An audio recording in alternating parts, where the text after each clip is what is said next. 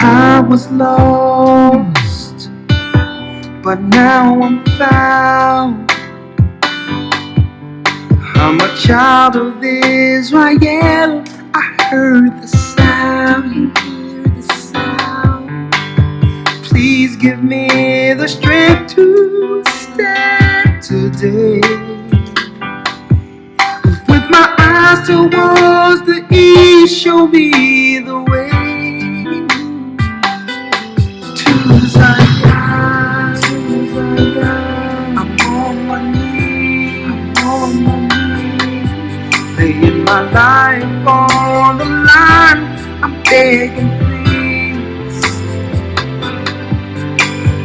please don't let me fall. Give me the strength.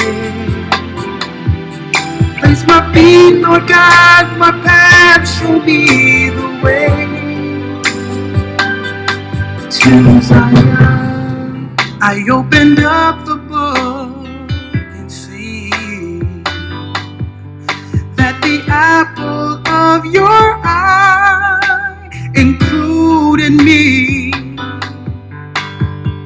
And through the tribulation, I know I must stand. For a new heaven, a new earth, show me the way to Zion. I'm on my knees, laying my life on the line. I'm begging, please don't let me fall. Give me the strength. Place my feet, guide my path. Show me the way to Zion. I feel the Spirit calling me, drawing me back home.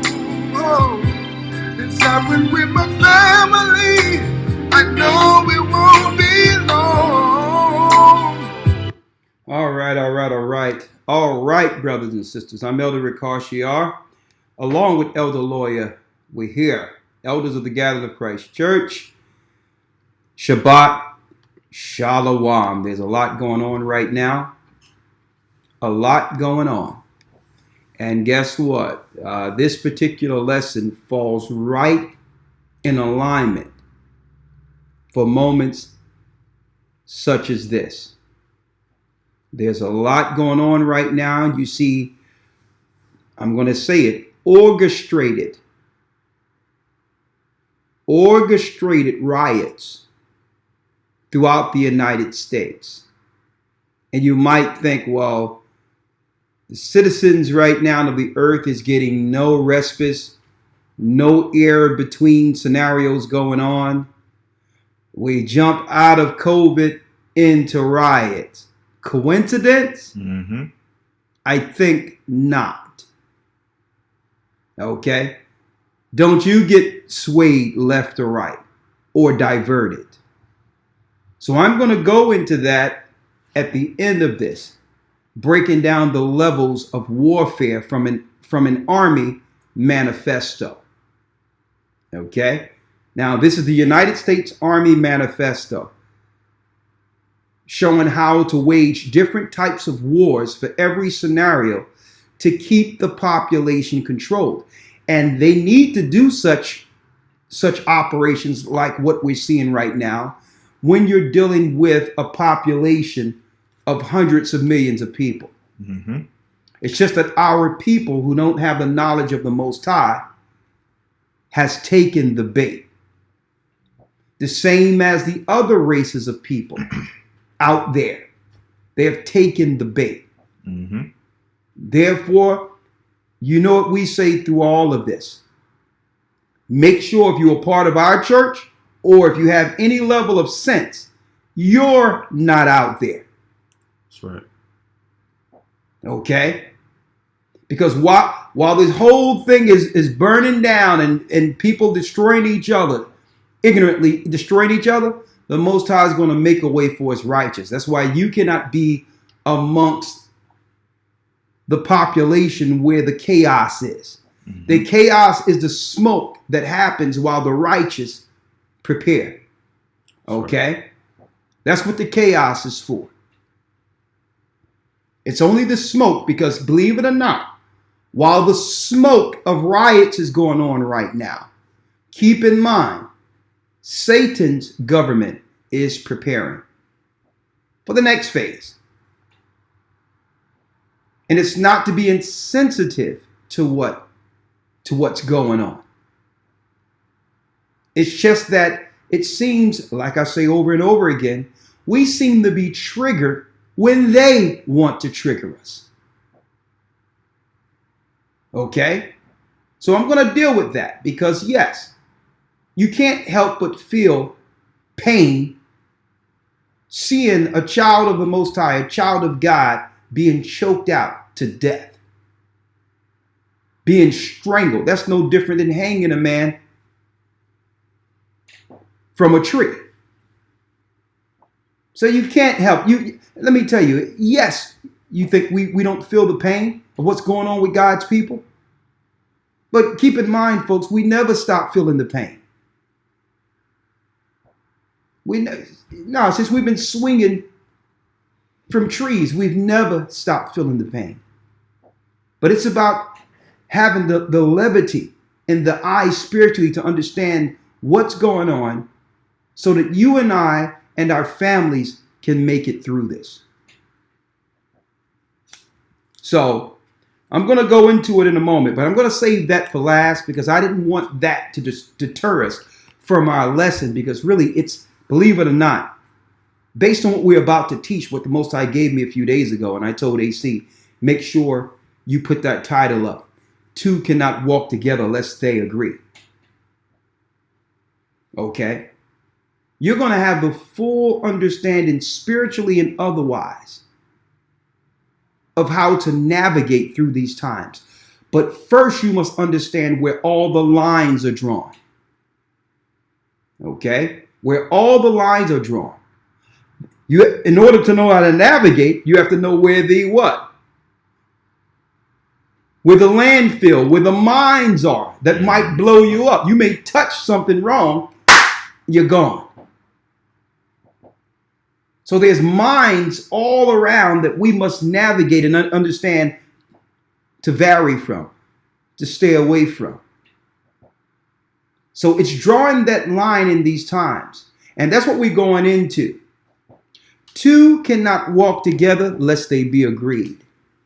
Now, check out, and I went over this with Elder Lawya, and I believe that this is going to be a very, what you would call, constructive, groundbreaking Sabbath class for all of our brothers and sisters who are in attendance. I believe so. Two can't walk together lest they be agreed. And we're going to break this down on 3 separate levels. Nation, family, friends. Where do we draw the line? Or better yet, what is the line that God has drawn for the righteous? Nation, family, friends. Two cannot walk together unless they agree. And once you understand these lines, brothers and sisters, you'll know how to navigate through this trouble, and we'll all be in the wilderness together. You can believe that. Okay? Keep in mind that at the end of this, it all leads to a spiritual resolve, because some of us may right now be on the wrong side of these lines. And that's why a class like this is so timely. Because majority of people don't know where the lines cross when we're in other people's space. So when it says two walk together lest they be agreed, we have to understand that first agreement is with the Almighty. That's the agreement. And two can't walk together lest they be agreed. We were rejected by our God for disobeying his law. We were in disagreement with him. So how do we apply that to our everyday lives? Speaking of nations, speaking of the Gentile nations, two can't walk together unless they be in agreement with us. And we're going to start there first. Before we go in, Elder Lawya. Yes, sir. We're breaking it down. Nation, family, friends. And why are we breaking this down on a spiritual level with the Bible today for you Bible believers? Because Satan right now, through all of his co-ops, okay, through all his what you would call psyops, what we're living under right now, lines are being drawn. And they can only affect those who are under his spirit, who are controlled through the courses of what? The principalities and powers of the air. So those under him are drawing lines. Race, black against white. These are lines that are being drawn that Christ said would be. But these are they who are being controlled through the course, through the air, through the power of Satan. And you notice, even though all this chaos is going on, what's going on here? Mm-hmm. Righteous information to give you some levity. Because what? Satan isn't giving mankind, people, any rest right now. No soon as the COVID operation that you thought was over, calmed down, they created something else. So there's no rest. This is on purpose. People are agitated enough, and now the sun is out and they can't even enjoy it. It's purpose. This was mapped out. This whole year has already been mapped out. But you better not get caught up in it.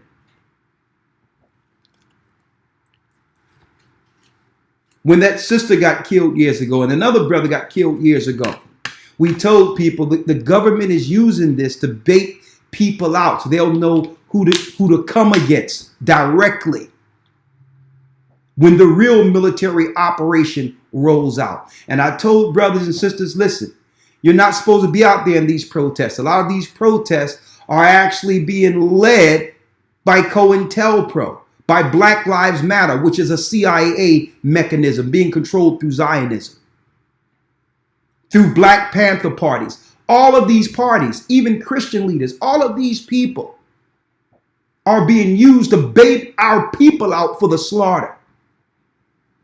And we said it years ago, don't be out there. Because what? It calms down and nothing really changes anyway. It only gets worse for us. Mm-hmm. Usually we go out there and it allow the government to implement more draconian laws that will lead to more of our children being killed because there's no real change. You can be out there throwing gasoline and all whatever you like, but they know our people would only go but so far and then calm right back down as if it never happened. Mm-hmm. Understand when you're being triggered. Don't go out there. And we told brothers and sisters the first time, don't go out there. And then you had these other guys go out there with purple on, with a whole army of brothers from the hood with purple t-shirts on. Not realizing they were sitting back saying, okay, see that right there? That's a sign of aggression, that they're building an army right up under us. They baited them out there like that. So to us, it seemed like a show of force. Oh man, yeah, we get it together. You know you're not going to do a darn thing but march up the street. But now you're giving the enemy fuel against you. Christ says he sends us out as sheep among wolves. Be wise as serpents and harmless as doves. This is the time in which Satan understands who he can trigger and move around like pieces on his chessboard.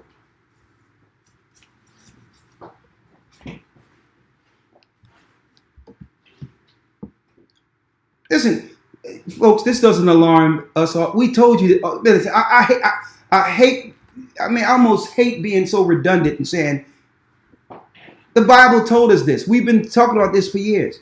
I've seen this over when I was in England, when they had people all on the streets and all that. Over in Tiananmen Square, over there in Egypt, when they paid provocateurs to cause an uproar. It was all American government doing these things. I'm going to go into this later. So we have enemies amongst us that's stirring up our communities. Where are these people coming from? Who's rallying these people into these staged scenarios? And then you have what? You have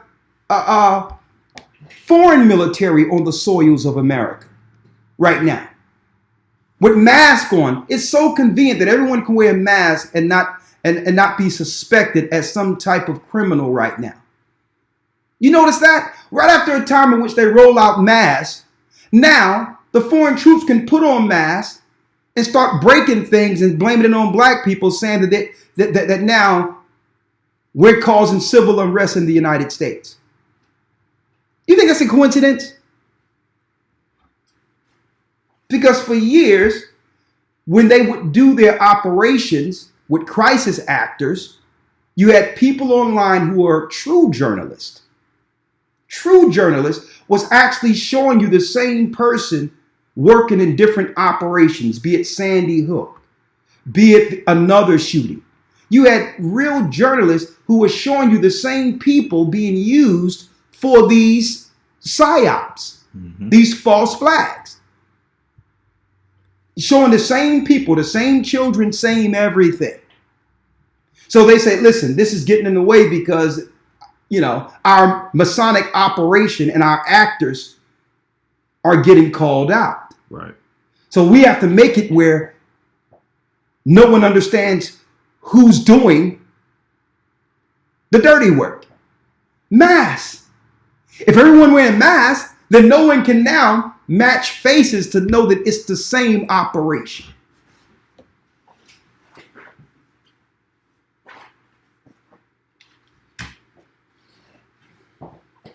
We told brothers, and everybody, you have some people who pride won't allow them.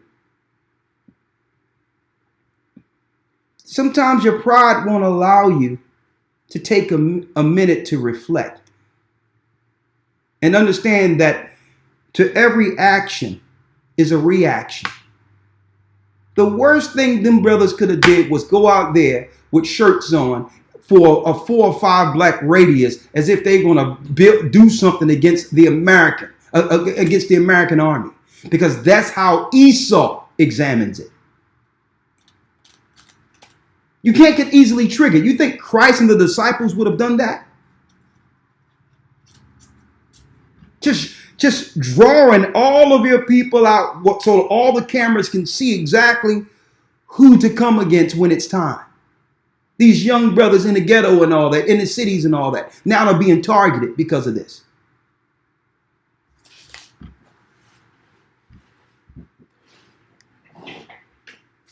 It's time. Let me tell you. Two can't walk together lest they be agreed. Two can't walk together.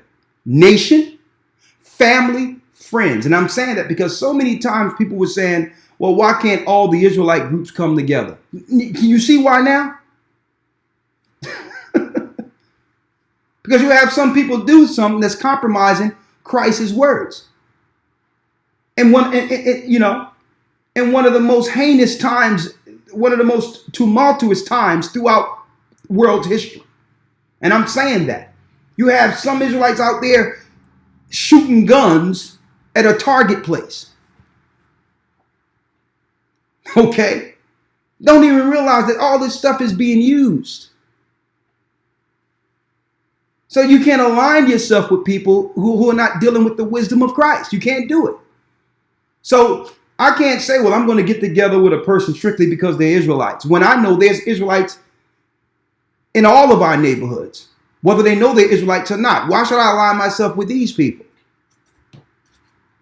I'd rather deal with people who's willing to learn and come in and understand the word of the Most High and walk circumspectly. I don't have to line out people who are politically incorrect when it comes to what's going on in this earth, when it comes to what the Bible says, how we should walk in this time, circumspect. But I digress because my lesson isn't on that. But I'm using that as an example. Don't go out there. If you're in this church, link in with your elders and deacons. They'll guide you. They'll guide you. Stay calm, stay in prayer, and take in this lesson today. Two cannot walk together unless they be in agreement. Starting with man and the Most High. Elder Lawya, let's now go.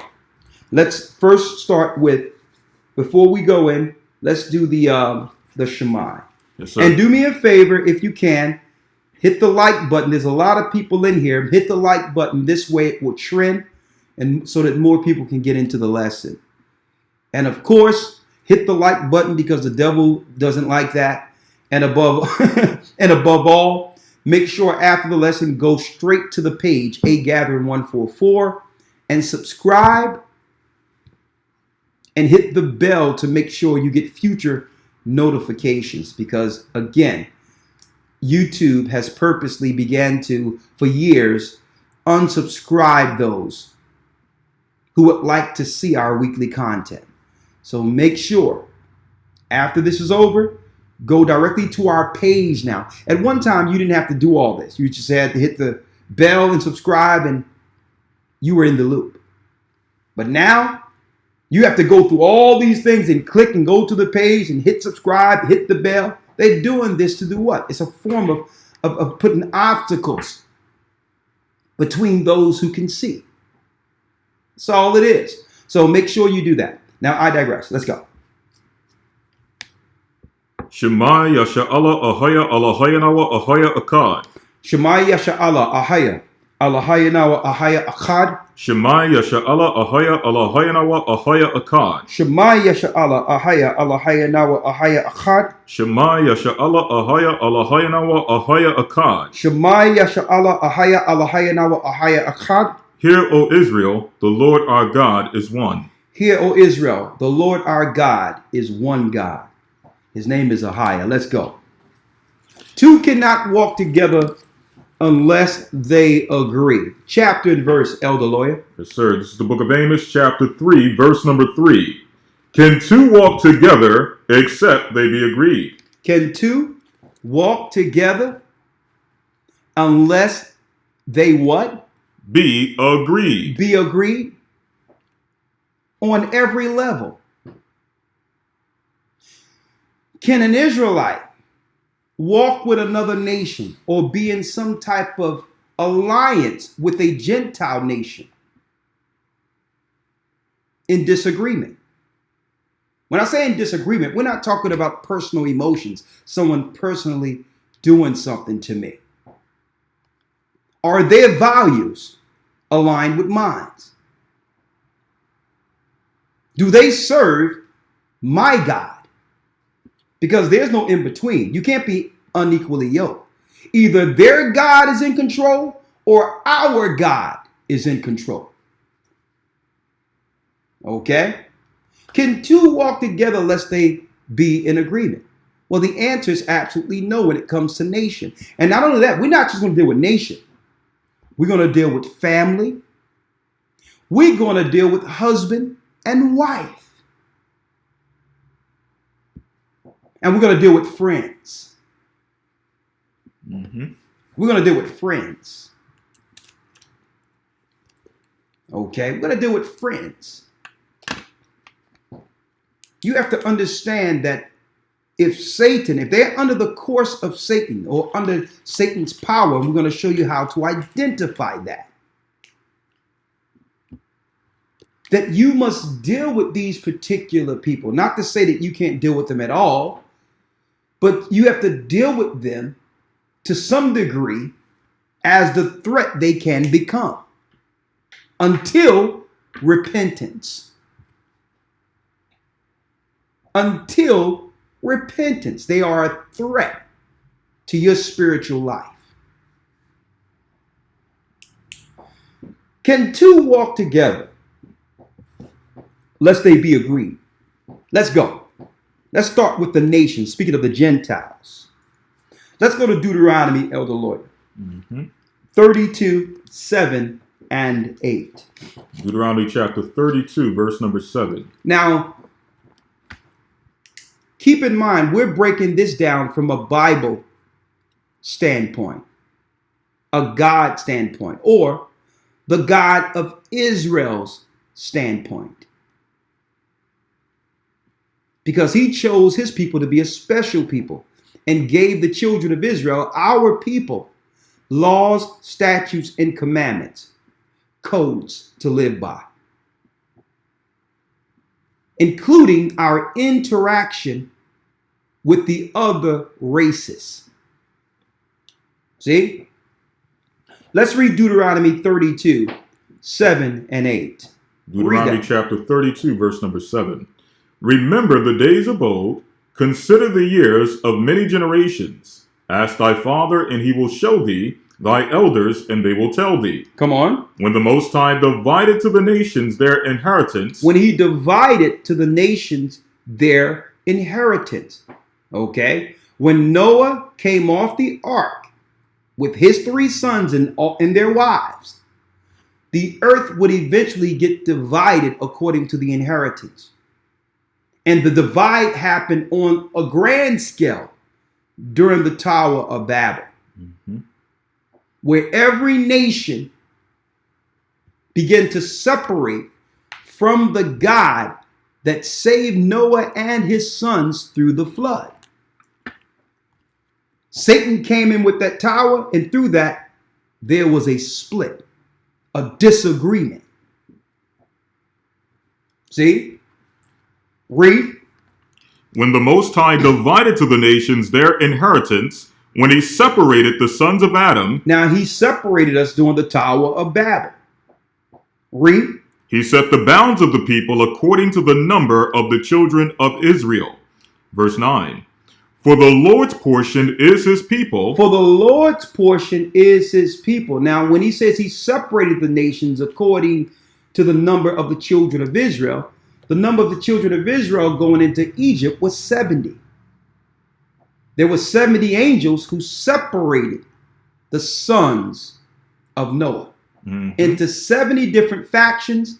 And at this time, you would have 70 new religions or variants from the Babylonian religion taught at the base of the Tower of Babel. Now you have 70 different quote unquote Gentile Babylonian temples set up all over the earth against our God. Okay? Read on. For the Lord's portion is his people. So even though the earth was separated, guess what? And the nations were separated, worshiping different, he severed us from amongst them. We're not like the Egyptians or serve the gods of the Egyptians, or the Most High would have let us stay in Egypt. He severed us to give us a code for ourselves. And only if these Gentiles would walk with this code would we align ourselves politically, religiously, and financially across the board with them.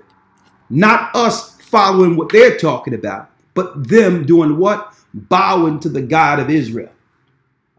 Begin our communication, our alliance with them. See, every nation when it comes to alliances has terms, except our people. So the Most High God of the Bible with this code is setting the terms. We know that you were scattered. We know that you're dealing with the Babylonian religions. We know that your God, Satan, has always battled against my God. See? So the Most High severed us as a special people and gave us law. Right? If I can read this real quick. Come on. To the next one. This is Deuteronomy chapter 28, verse 13. Going into the nature of that relationship according to how God desired it to be. And the Lord shall make thee the head and not the tail. And thou shalt be above only, and thou shalt not be beneath. If that thou hearken unto the commandments of the Lord thy God, which I command thee this day, to observe and to do them. To observe and to do them. What is that? An agreement. I'll put you above all these Gentile nations if you agree with me. Two cannot walk together unless they be agreed. Now, let's go into the Apocrypha real quick, Elder Lawya. And let's get Sirach, Ecclesiasticus 17 and 17. Read it. Sirach 17 and 17. For in the division of the nations of the whole earth, he set a ruler over every people. That means a God. When you go into the book of Jasher, it breaks down when it says in Genesis 11, the 11th chapter, it gives you more depth, more insight to that. When the angels say, let us go down and divide the tongues. Lest man do what? Come into the heights of the heavens, like Lucifer promised, to sit on the sides of the north. Let us split the tongues, because anything they imagine mankind will accomplish if we don't split their tongues. Okay? Let's divide. Let's destroy their communication. So it says what? He put rulers. These were the spirits that came down and divided the languages at the Tower of Babel. Read it. For in the division of the nations of the whole earth, he set a ruler over every people. That ruler is a power, a God. Read. But Israel is the Lord's portion. But Israel is the Lord's portion. But guess what? Those are lesser gods. Our God made the gods. And that's why Paul says, even though there be gods many, but it's our God who created the heavens. Our God, Ahia, created the gods. And we're his portion. So that's the agreement. So I'm not going to bow to an Arab God or a European white man's God or an Asian God or a Babylonian Cushite like an East Indian God. Because my God made theirs. You have to understand the initial agreement. And this is what breaks us free from the bonds of the Gentiles who have always battled against us. You must first understand your God, because what? They understand theirs. They're not confused like us. You're not going to go inside China and see a Christian church or a different temple on every corner. You're not even going to go into the suburbs where white people are and see churches all over the place, every other block, separating them. You're not going to see a mosque erected in the midst of the suburbs where white people live. That only happens to us. See? So you must know your God, because why? Eventually, that's a ripple effect. That trickles down. When you understand that agreement first and how he deal with their nation, then you will apply that relationship to all relationships now, down to family, down to husband, wife, down to children. But you must first understand that relationship and how our God gives us the understanding on how to relate to the Gentiles, the other races of people. Now, the race war you're seeing in the earth today is only because they're losing power and they're looking to now engage to put us back under their power. Why? Because without us, there is no empire. Mm-hmm.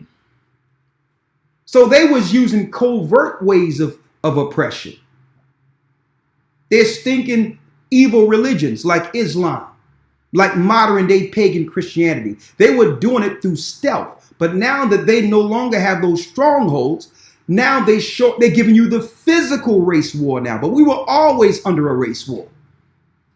A battle between gods. Folks.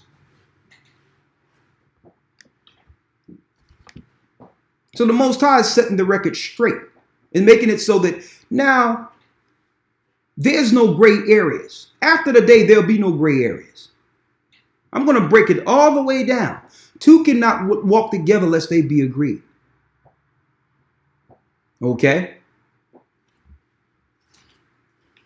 We become enemies of God, and eventually it breaks down to sometimes we realize through growth in time, like, man, by me being an enemy of God, walking after the course of this world, I was actually sleeping with the enemy. Because I didn't have the concept of what an enemy is. I thought an enemy is someone who just don't like me.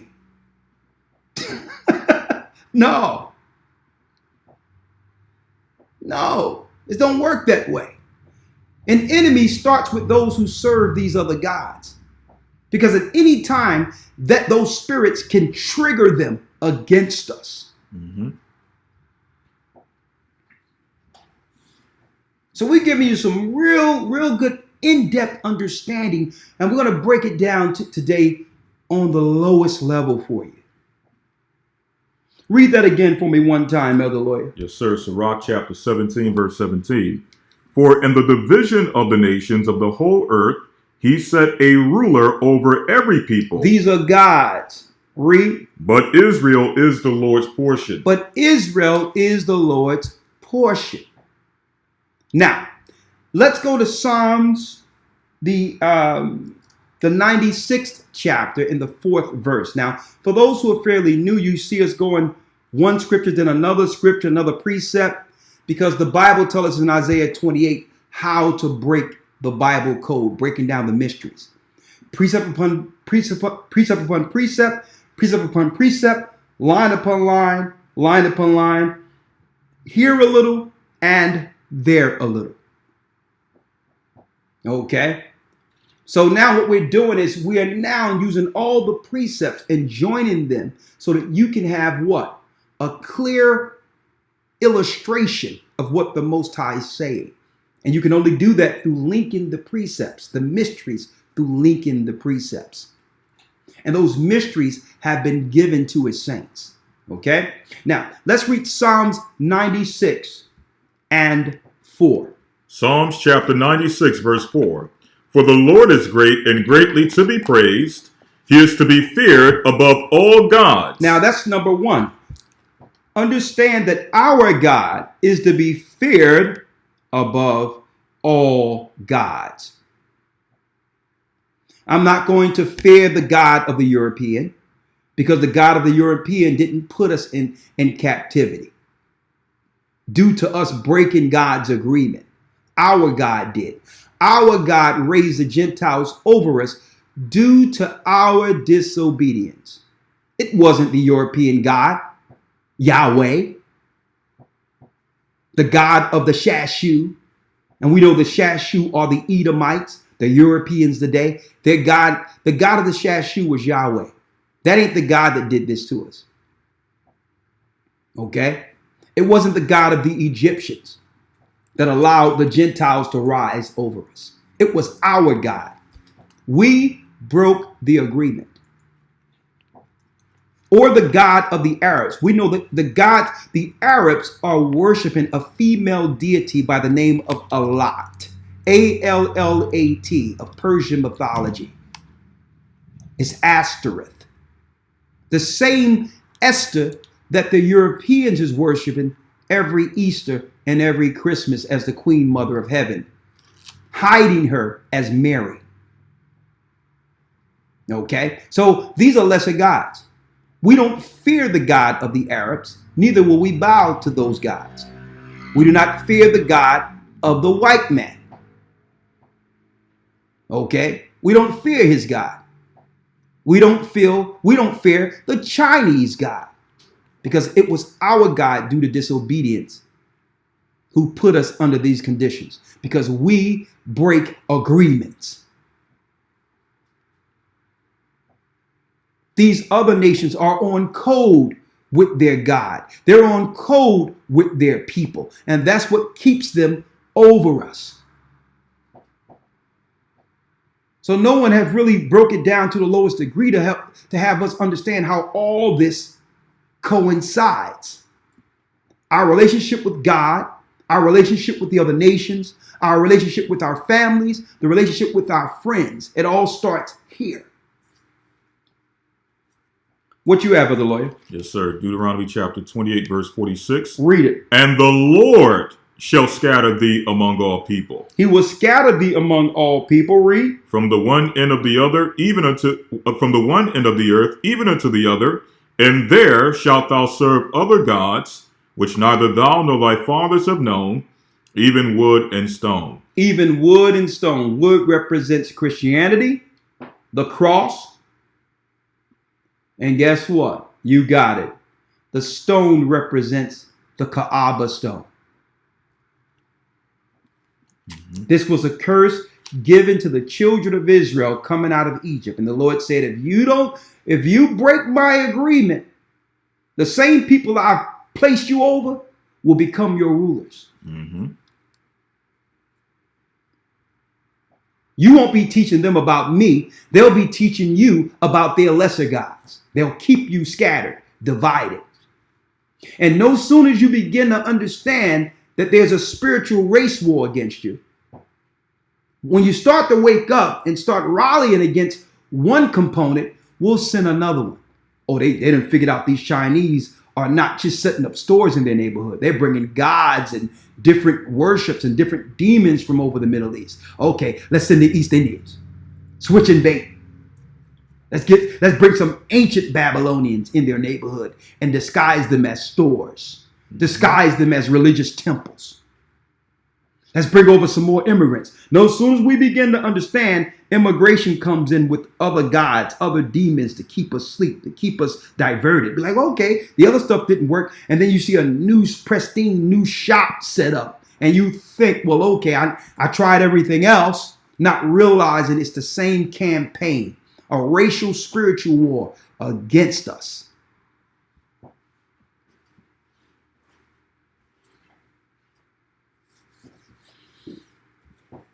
Let's get Psalms 96 and 4. Let's read it again. Yes, sir. Psalms 96, verse 4. For the Lord is great and greatly to be praised. He is to be feared above all gods. Our God is to be feared above all gods. Read. For the gods of the nations are idols. Are what? Are idols. There's an idol attached to every religion on earth outside of God's chosen true religion. The understanding of how to worship according to the Torah. The information that was given to the prophets. See? Our God says in Exodus 20 not to bow to idols. There's no idol attached to our God. And that's a clear sign to what we should disagree with. You find out any idol attached to a religion, automatically you're in disagreement. The enemy lies dormant in that particular religion. I don't care how nice it seems. I don't care how friendly and accepting it might seem. If there's idols attached to it, demons are lying dormant. And you think you're being invited into a gathering, all the people was nice because they had food and their houses looked nice, and they invited you in because we're always the people that's looking to be coddled. And then you go home and now all type of chaos is going on in your home. Your children are running rampant, out of control, and you're not realizing when you're lining yourself with these people, you're bringing demons back into your home. They're not for your turn. Now, these demons will work for the Gentiles. It'll work for them because these are the gods they've always served. But when we begin to align ourselves and go to their home and follow their religions, it means total chaos to us. And we going back to church and saying, well, Lord, I'm trying to serve you and it's working out for everyone. Why is it not working for me? because that's their God. It works for them. And it becomes chaos for us.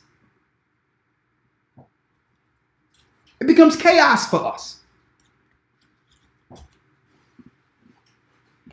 Let's finish reading. Let's go to 1 Corinthians 10 and 20.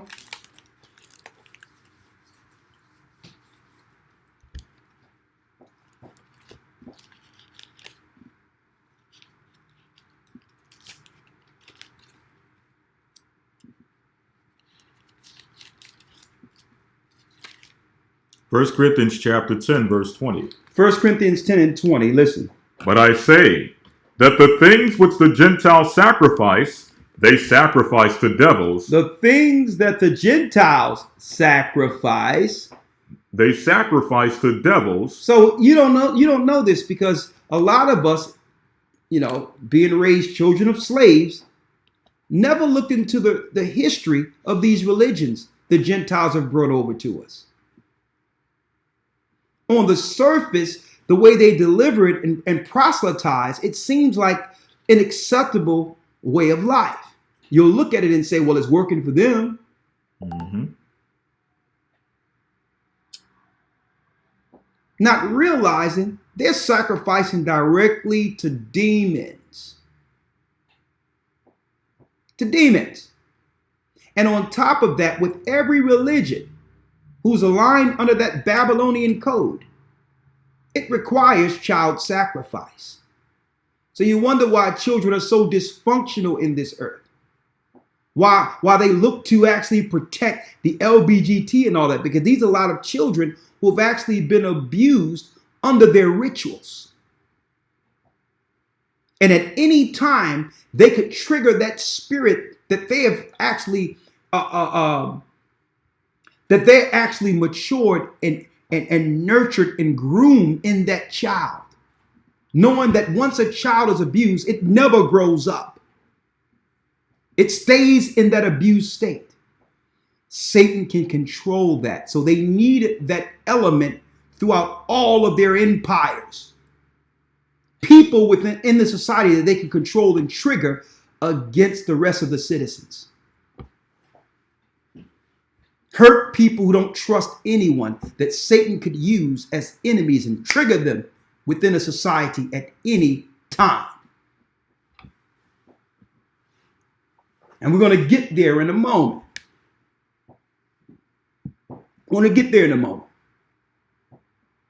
That's why it's called Moloch sacrifice. It's not all the time just killing children, because that's part of it too. That's part of that's why it says, Paul was warning us. They're sacrificing the devils. When you do the research historically in the Old Testament, child sacrifice comes with it. They kill children, they drink their blood, all this crazy stuff that you thought was just horror films. This is it's like going to church for them, folks. It's like just going to a regular old gathering for them. Mm-hmm. And it's not just that. They have other children that when they deal with their ritualistic magic in these private parties they have, a lot of these children are actually given to the grand wizard at the end of it and are raised in Satanism. Why do you think these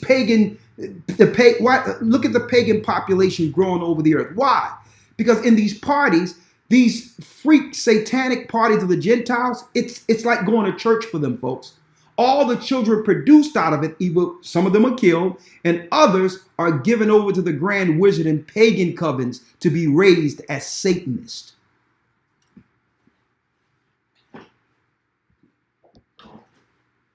We're going to tell you like it is so you can understand a line has always been drawn. You have to understand where the line is and what's really happening so that we can come on the right side of this and understand the spiritual warfare that we must use against it.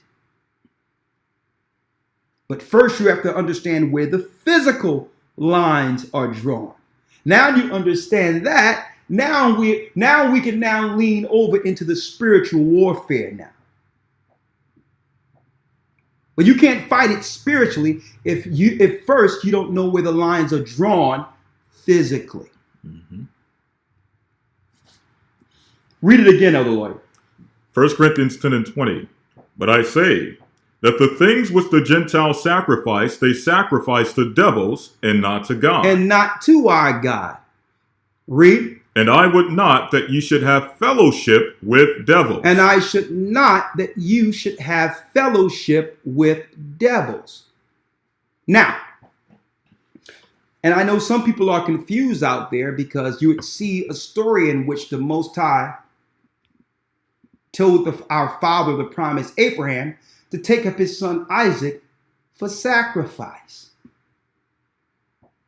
But it wasn't to kill Isaac. It was actually foreshadowing a time in which the Most High would send his son in the earth to die for the sins of the nation. The first begotten of the Father would be sacrificed. So Abraham, being the father of promise, would trust in faith that the Most High would save his son. And through obedience, took Isaac to Mount Moriah. But what did the Most High do? Soon as Abraham was about to go on and go for what the Most High said, an angel stopped him and moved Isaac, the chosen seed, our father, out of the way. And put the scapegoat. Satan is the scapegoat who would be killed through all this, will be trampled on and destroyed. Was found in the thicket. And guess what? The goat was killed.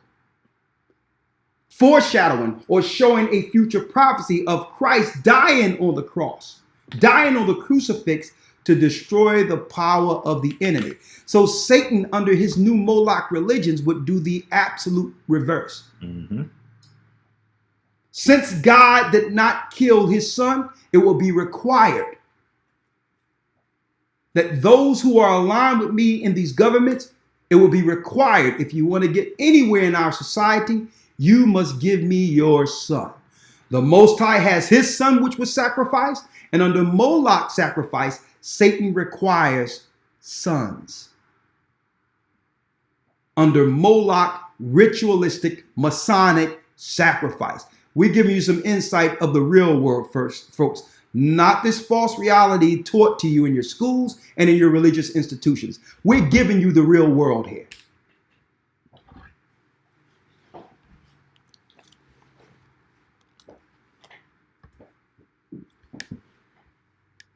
And let me tell you this.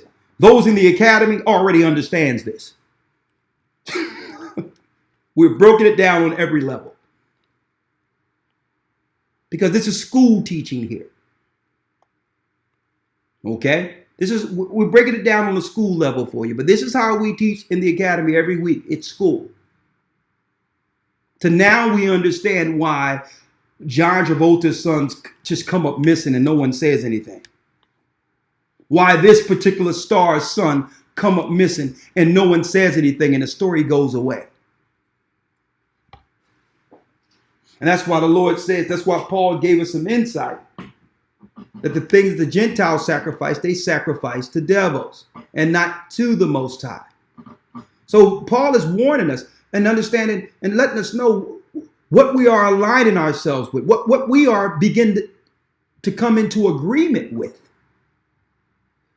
You think you just building a business relationship with a Gentile. Well, no, it's deeper than that. These Gentiles are going to take you to different rabbis and different high priests and all that and say, how far would you like to go? It doesn't stop here. How far would you like to go under our religion, under our alliances or business agreements? We can take you as far as you want to go if you're willing to sacrifice what's needed. See, we don't have to worry about that. Why? Our God gave us our sacrifice, Christ. And he told us, the righteous, those who look to seek righteousness, that we present our body daily as a living sacrifice to the Most High. Our service and teaching and gathering God's people and giving them the knowledge of the God that was lost is our service. This is our sacrifice. The Most High doesn't require what Satan requires. Mm-hmm. He's merciful. He's gracious. And he have a serious care for children. Our God does. Let's go. Verse 21, 1 Corinthians 10 and 21. You cannot drink the cup of the Lord and the cup of devils. So you can't be in an agreement with these Gentiles who's dealing with all these different religions. Even folks, if it means severing business ties. If I had my way right now and had, and have our people understood it, I would tell brothers and sisters, listen, let's not support any stores anywhere. We go cook our own food, support each other's cuisines in our own homes until the Gentiles come sit at the table and tell us what they have to offer. First of all, you have to come to the door with what God you serve. Because I'm not fueling my enemy against my people. Mm-hmm. Oh, you a Muslim? No, I can't. I can't do business with you. Can't. Now you might think that's unfair or whatever the case is. But I'm going to show you a scenario where Nehemiah, the prophet, dealt with this. Where Gentiles would like to come in and disrespect our Sabbath, but trying to sell things to our people, knowing that it would lead to us breaking the agreement with our God. A real-time prophet had to deal with these Gentiles and sit down with them and say, okay, I haven't seen you in the neighborhood. You would think they would have enough courtesy when they come into our neighborhoods to sit down with us and let us know what their intentions are. They feel entitled. Mm-hmm. As if they're supposed to be there just pillaging us. I'm like, nah. But even in old time, when you wanted to talk and deal with the community, you had to deal with the chief over that community. You have to have a meeting with him so he'll understand what people he's aligning his people with, that he's entrusted to serve and protect. They feel entitled. They can just come and set up anything and just cipher all the resources from us without even a hello. No, but first of all, this thing ain't gonna work over here. This store over here. Where you come from, who's your family, what God you serve.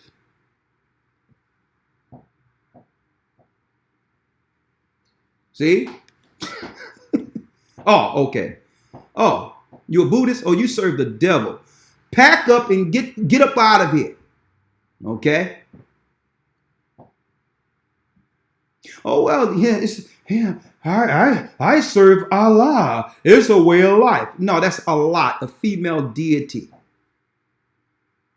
And if you go on Google and hit and type in kiss the Kaaba, you'll see it's a female sex organ that people are putting their head in to kiss the rock in Mecca. That's the goddess you serve. You're not bringing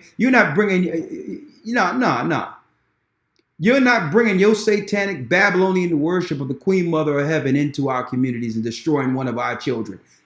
Not allowed. What book you're reading? I read the Quran. Okay, you take you and your book and pack up and get up out of here. We Bible people. Old and New Testament. I'm not funding. It's like funding an army against your own people.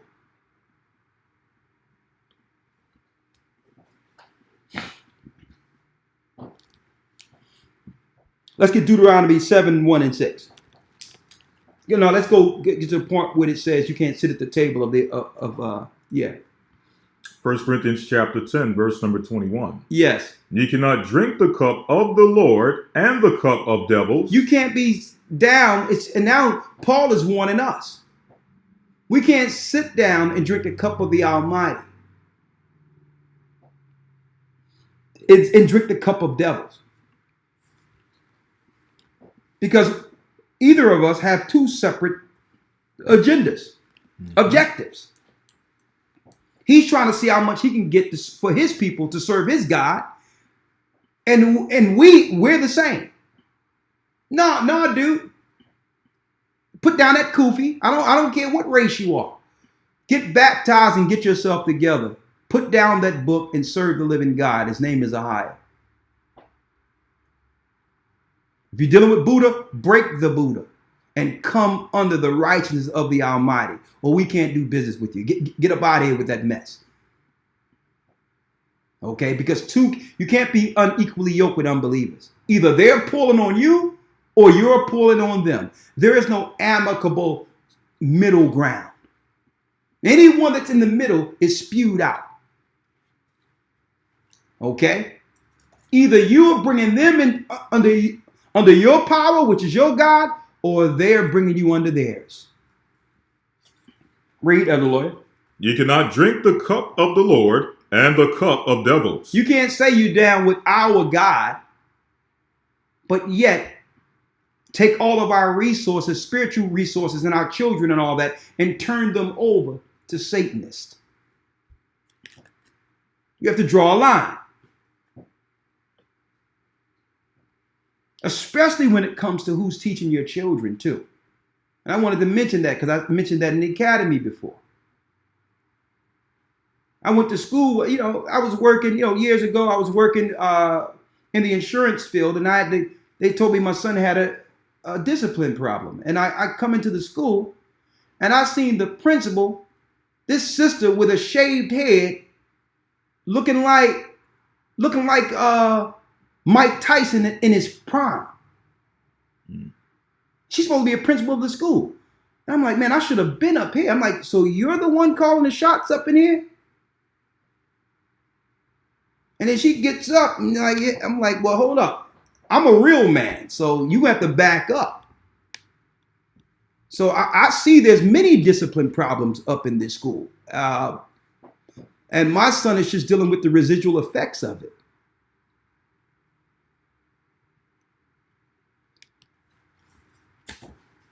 So then I go and see the teacher that said he was having a problem.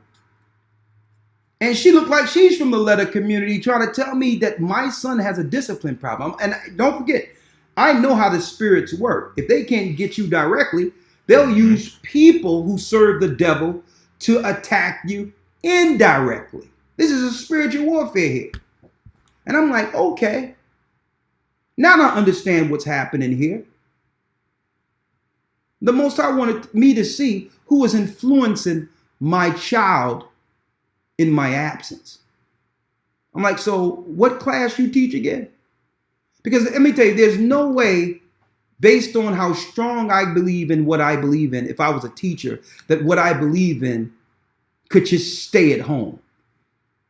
Some of that influence would fall on the children I'm teaching. That's common sense. It's how I live. It's how I think. So how I think and operate will go into my teaching methods. So if I disagree with this person's lifestyle, don't forget how she feels and how she think and how she view things will go into her teaching methods. And I'm dealing with a troubled child at home because my child is being taught by a troubled child. I pulled my son out of there. I made a choice. I understood why my child was having discipline problems, confusion. I understood it then. See? So I had to make a choice. Two can't walk together lest they be agreed. I'm not going to allow you to spend more time teaching my child while I'm at work than me, in disagreement with your lifestyle, in disagreement with your beliefs. You have more time to influence my child than I do, and you're dealing with a lifestyle that my God disagrees with. Can't do it. Two can't walk together lest they be agreed.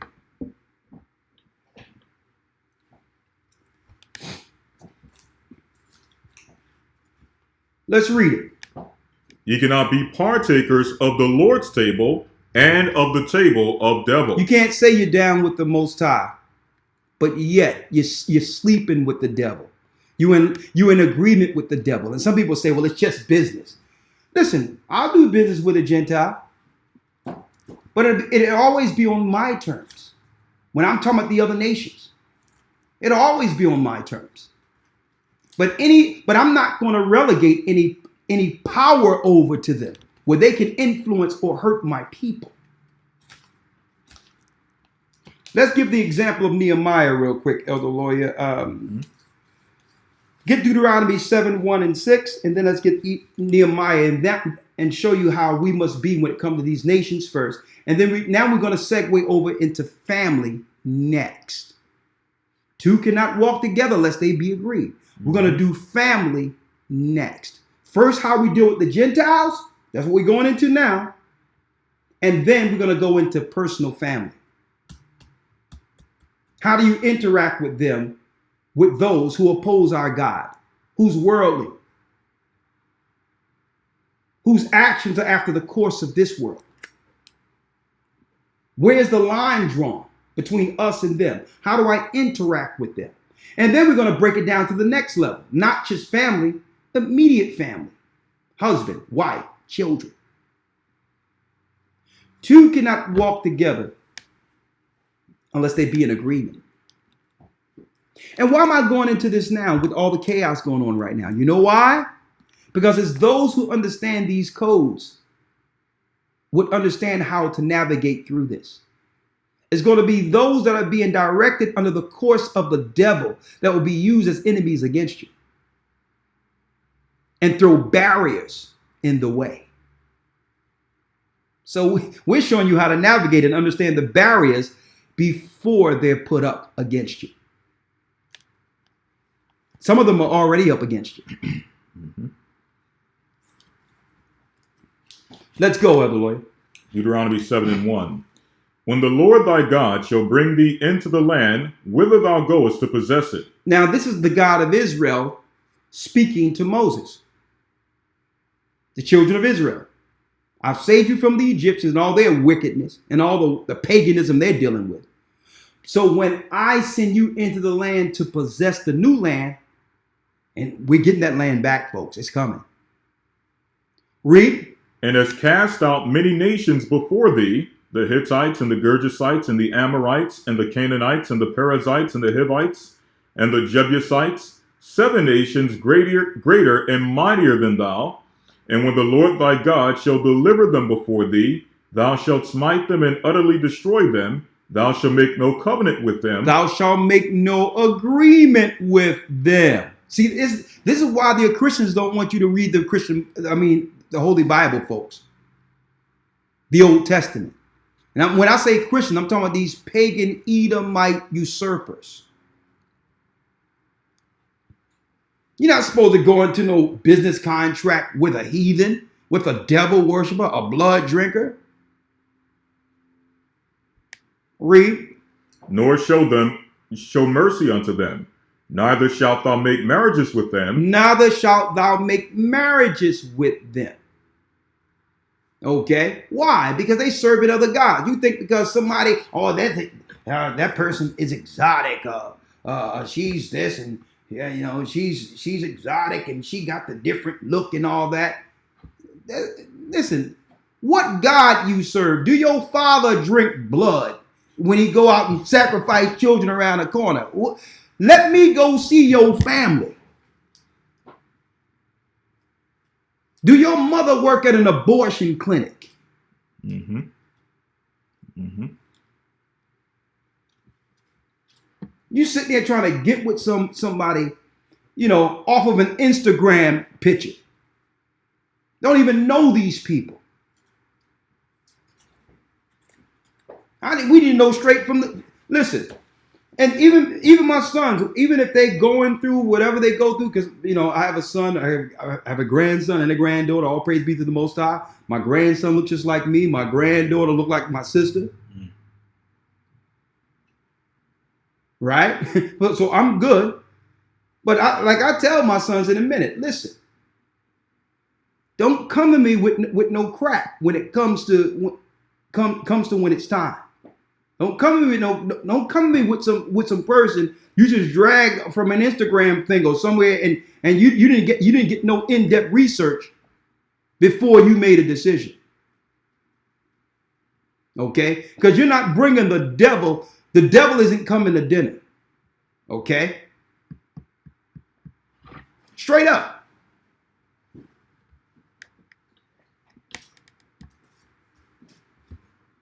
I told my son, he was about to go to school. He's in college now. Right before he went to college, I'm like, well, I was looking at his phone. Sometimes I'd go through it and I was just looking to see what he was doing. Just looking over. And I was seeing some of the wrong connections. And I looked right at my son, Mike. I said, listen, boy, don't bring me a child that doesn't look like me. You understand that? Am I being racist? No, I'm not being racist. That's not racist. As far as I'm concerned, this is for self-preservation. See this? I need this to continue. It has nothing to do with another race. That's right. This has nothing to do with another race. It's continuing. Boy, I brought you in here. You looking like me. You're going to continue this. It has nothing to do with white people or Chinese people. It got everything to do with the covenant I made with that God, the covenant God made with our fathers. You better bring in a child looking like me. Last I checked, and he brought her over the other week, a young girl from Liberia, and I'm looking at her, I'm like, you know what? And that's a beautiful young sister. And I'm looking at my son, and I'm like, thumbs up. And he says, yeah. I'm like, see, it's working now. But I could have been like any other parent and say, as long as you happy. No, but you put a buzz in their ear to let them know what would satisfy you. Because guess what? That's in children. They want to know, especially a young man, what will keep the honor between them and their father. And she was a very respectful. She's educated. She's intelligent. And you know what? Her desires is unto him. It's what he wants. And I'm like, okay, we can work now. It's not that I was against these other people he had, but I seen that it was the flesh driving his decisions. And he wasn't thinking long-term legacy. Mm-hmm. Let's finish reading that. Read that again. Yes, sir. Verse 3. Neither shalt thou make marriages with them. Thy daughter thou shalt not give unto a son, nor his daughter shalt thou take unto thy son, for they will turn away thy son from following me, that they may serve other gods. So will the anger of the Lord be kindled against you and destroy thee suddenly. So it's best to get in front of it than have to deal with the residual effects of demons being brought up in your house. And now your children are coming to you crying and all types of pain because they weren't directed. And it's hard for our people to direct them because our people in the communities don't even know who their God is and what's required when it comes to relationships and how to give our sons and daughters over to their husbands, wives, or whatever the case is, continuing the Israelite legacy. There's no legacy to actually continue because our people think we're African. Our people think we're black. Our people think we're African American. We don't understand that there's an Israelite legacy. An agreement that with our God. Coming out of Egypt, a prerequisite was that, listen, in order for this to continue, you must teach your children of this great salvation, of me saving you out of Egypt. Constantly remind them of this when I save them from pagans. from heathens. See? But what happens if that code is broken and you go deal with a Satan worshiper? Now that child is confused now. Because now every time the father speaks against that God, there's a fight in the house. You're disrespecting my parents. My parents like you, and now you're going to speak down on their religion. Now the child is being taught the principles of the Israelite, but then of this other woman who's dealing with whatever. When you away, she's sneaking all, hey, go play with Buddha. Go. Mm-hmm. I got you a little Buddha toy that squeaks. Mm-hmm. See? Why have your child, man, why would you have your child deal with that mental anguish, that stress that comes with a divided house? Why would you even put your children through that?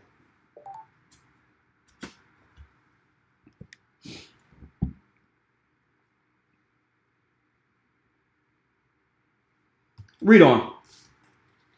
For they will turn away thy son from following me, that they may serve other gods. Come on. So will the anger of the Lord be kindled against you, and destroy thee suddenly. But thus shall ye deal with them. Ye shall destroy their altars, and break down their images, and cut down their groves, and burn their graven images with fire. For thou art an holy people unto the Lord thy God. The Lord thy God hath chosen thee to be a special people unto himself, above all people that are upon the face of the earth. Now let's get Nehemiah real quick in Acts 13, because I have a lot to cover. Mm-hmm.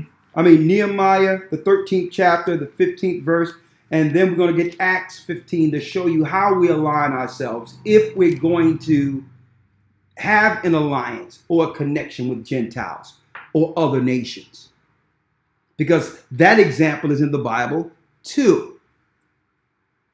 Right? Let's get Nehemiah 13 and 15. Read it. Nehemiah 13, verse 15.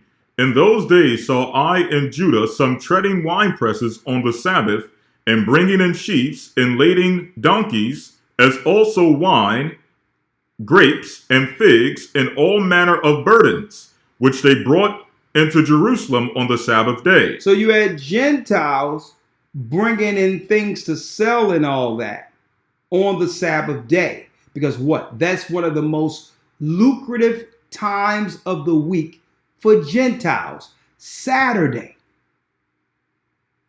Most Gentiles work up until, at least the maximum, they'll work up until Friday sundown.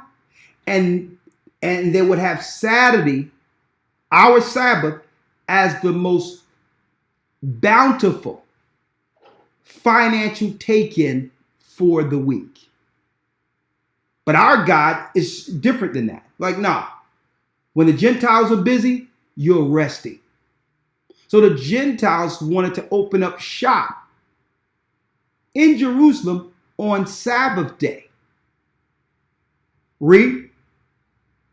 It says, finishing verse 15, and I testified against them in the day wherein they sold victuals. And he testified against them and say, listen, shut down until Saturday sundown.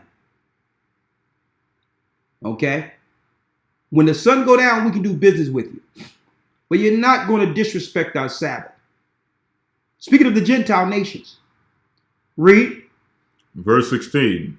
There dwelt men of Tyre also therein, which brought fish and all manner of ware, and sold on the Sabbath unto the children of Judah and in Jerusalem. Then I contended with the nobles of Judah and said unto them, what evil thing is this that ye do, and profane the Sabbath day? And profane the Sabbath day. Read. Did not your fathers thus, and did not our God bring all this evil upon us and upon this city? Yet ye bring more wrath upon Israel by profaning the Sabbath. So by us purchasing from the Gentiles on the Sabbath day, it led to our God bringing trouble to our families. It begins to disrupt our communities, because that was a time we were supposed to do what?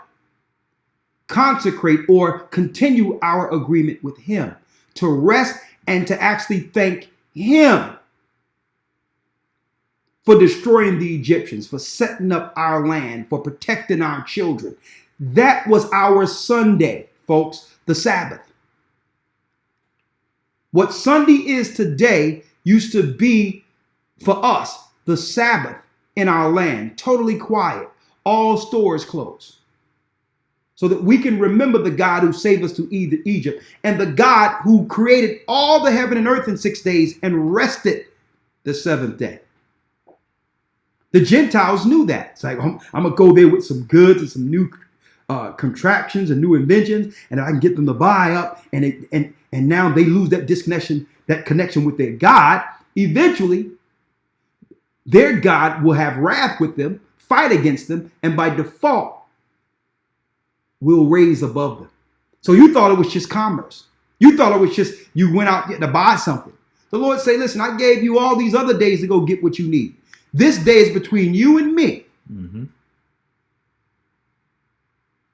This is a day in which you continue the legacy that I've given your forefathers and teach it to your children. This is the day in which your children remember me. And when they come of age on the Sabbath, they're respected and understand its value. And if the Gentile try to intervene into that space, what happens? Read. Verse 19, and it came to pass that when the gates of Jerusalem began to be dark before the Sabbath, I commanded that the gates should be shut and charged that they should not be opened till after the Sabbath. Until what? After the Sabbath. Until after the Sabbath. Read. And some of my servants set I at the gates, that there should be no burden that there should be or should no burden be brought in on the Sabbath day. So they put men guards at the gates. That's like having brothers on the corners of place of high commerce in our neighborhoods, like 52nd Street and other areas where Gentiles are selling and saying, listen, y'all better not open up and have your people profane my Sabbath or cause our people to do it. You can sell what you want to your own people. These were true leaders, folks, keeping the agreement between us and our God. Read. Verse 20. So the merchants and sellers of all kind were lodged without Jerusalem once or twice. Come on. 21. Then I testified against them and said unto them, why lodge ye about the wall? If you do so again, I will lay hands on you. He says what? I will lay hands on you. He said, if y'all come out here again after we warned you with men, Nehemiah the prophet says, we're going to lay hands on you.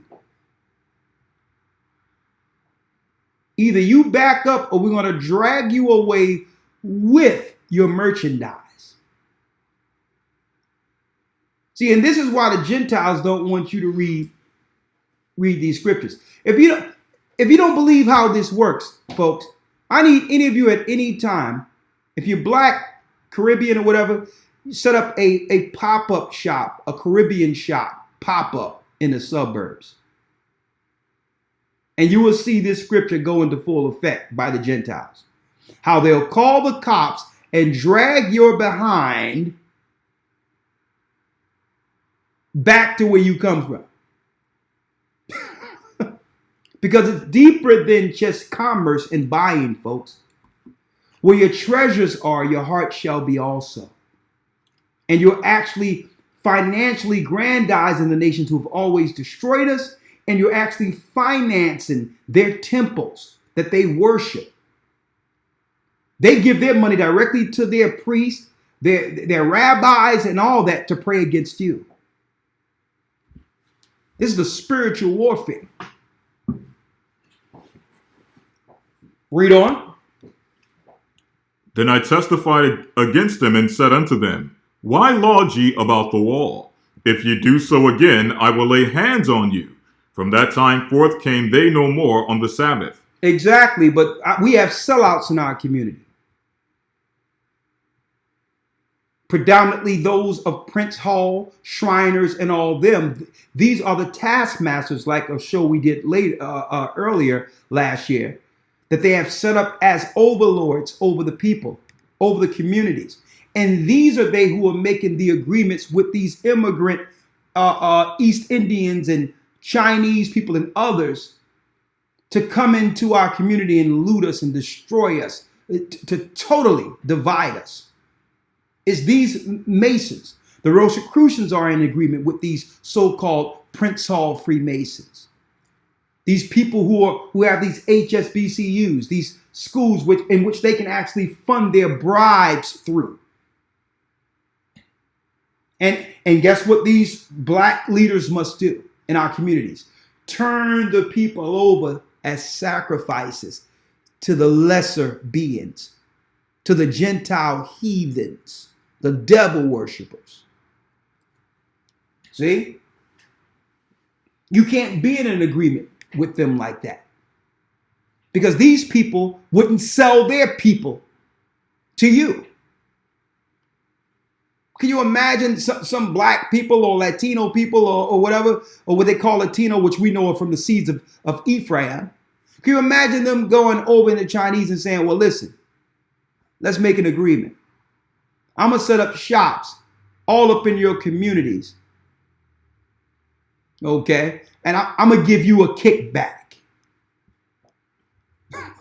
Can you imagine that? Listen, let me tell you, you go to China with that and see what you can't even go to Chinatown with that, let alone go into China. Mm-hmm. And I'll give you a kickback. That's our people, sellouts, so-called leaders.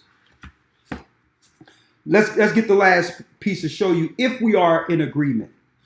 So the proverb is like, if you come in and try to infringe on that line, so that our children would break the agreement with our God on the Sabbath day. Now that's a time in which we connect with the Most High. What are we doing right here on the Sabbath, folks? We're edifying. Mm-hmm. We're connecting. Where two or more gathered, he's in the midst. The Spirit of the Almighty is amongst us, directing God's people. This is what the Sabbath is for. So man, some simple Gentile over there who worshiped Buddha yesterday coming with some toys to buy outside our church.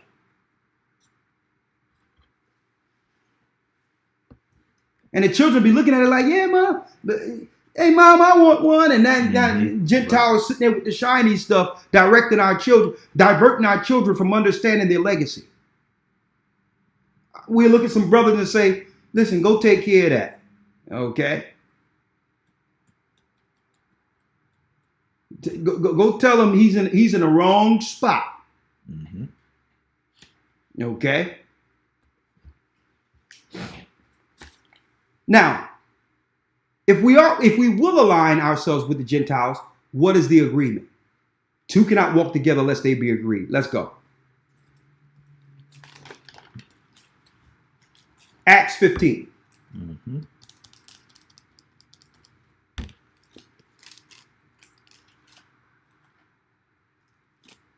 Now, if we implemented this as a nation, folks, like the Bible stated, if the Christian pastors were really on code and believed this Bible and followed Christ, we wouldn't have the issues of the riots you see right now. Mm-hmm. We wouldn't have that issue because there wouldn't be a Gentile policing our neighborhoods. That's right. It wouldn't happen. No, dude. You go police where you live at. That's the way it used to be. Where a police would have a personal vested interest in the advancement of that community. He wouldn't become Gestapo and put a boot on his own people without what? Without retaliation. Because you have to live amongst those people. See? So what we were saying applied if they really applied this according to the Most High, there would be no riots. There would be nothing. Because he wouldn't have been able to get that close to us to harm our children.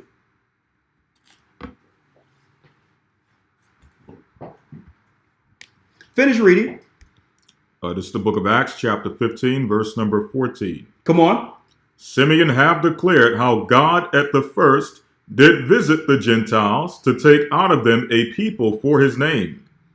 And to this agree So now, what Christ did, Christ took that power back that was lost through disobedience. He set up the disciples in his government amongst the disciples to reinstill or re-emphasize that code that was given by his Father in the Old Testament. And say, no, you're not going to be scattered amongst the Gentiles and serve their God. I'm going to show you a way out where the Gentiles must leave their religions and follow you. You must direct the Gentiles back to me. Christ would undo the curse. So now, instead of us being at the behest of the Gentiles and serving their gods, under Christ, we would turn that back to its rightful place according to the law.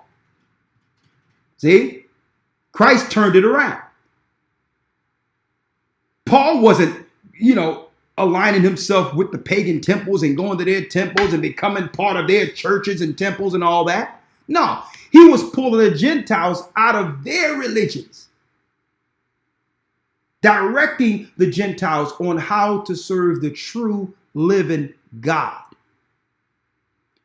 Here's the example. Acts 15 and 14. Simeon have declared how God at the first did visit the Gentiles to take out of them a people for his name. That's Cornelius. And to this agree the words of the prophets as it is written.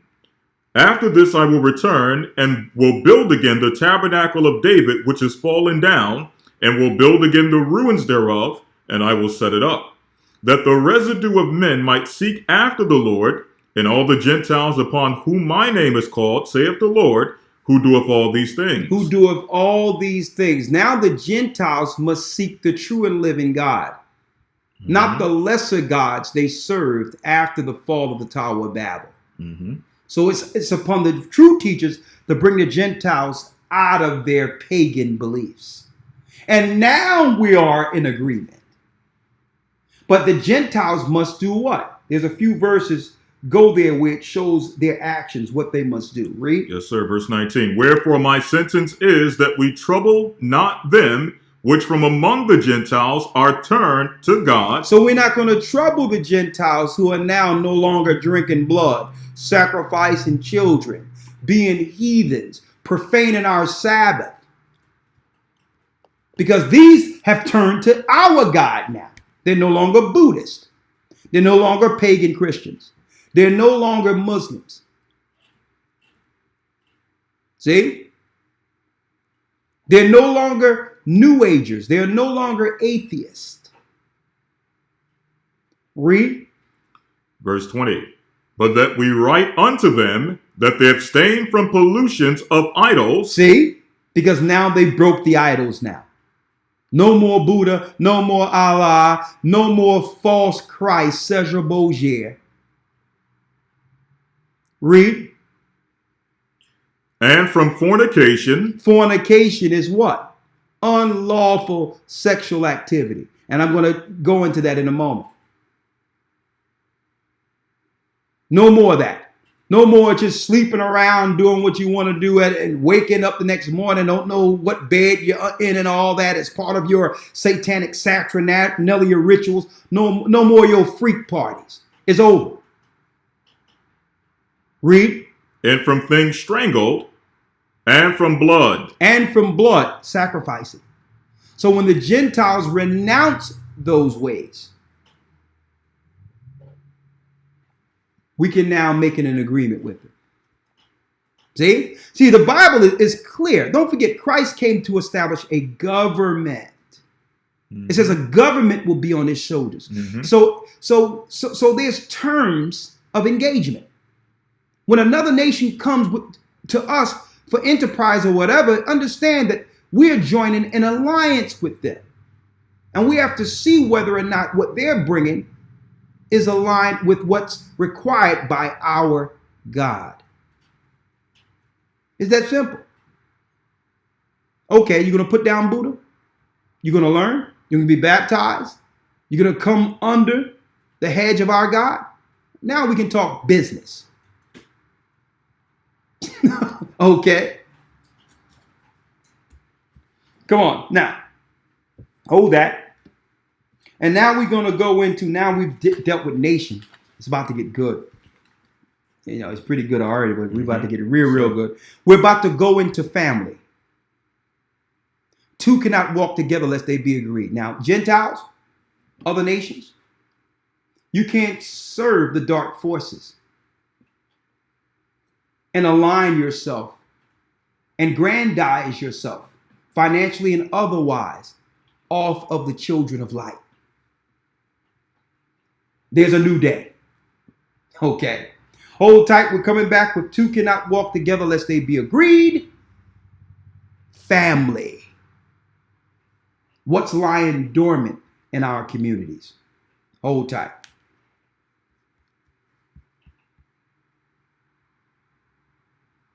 Hit the like button. It's about to get good.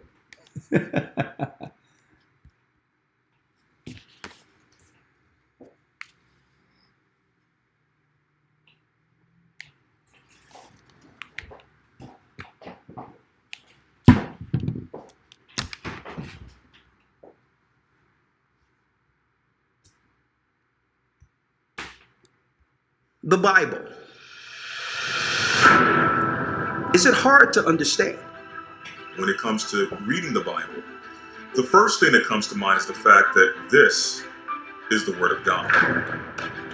The seals have been broken, and the truth is here. And when we go throughout the scriptures, when we go throughout extra biblical records, we find that the language that God employed, that He used to create the heavens and the earth, was the Hebrew language. Christ said, I came for the lost sheep of the house of Israel. But yet no one, no religious leader, no religious church out here anywhere can now identify the 12 tribes of Israel. Can we? God is quite simple, but it seems as if man makes understanding him hard.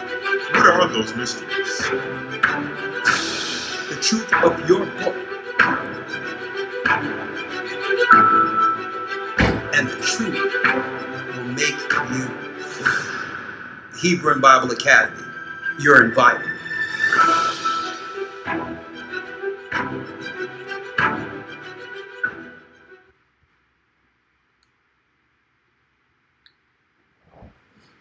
Thank you. Make sure you all, if you're just coming in, hit that like button.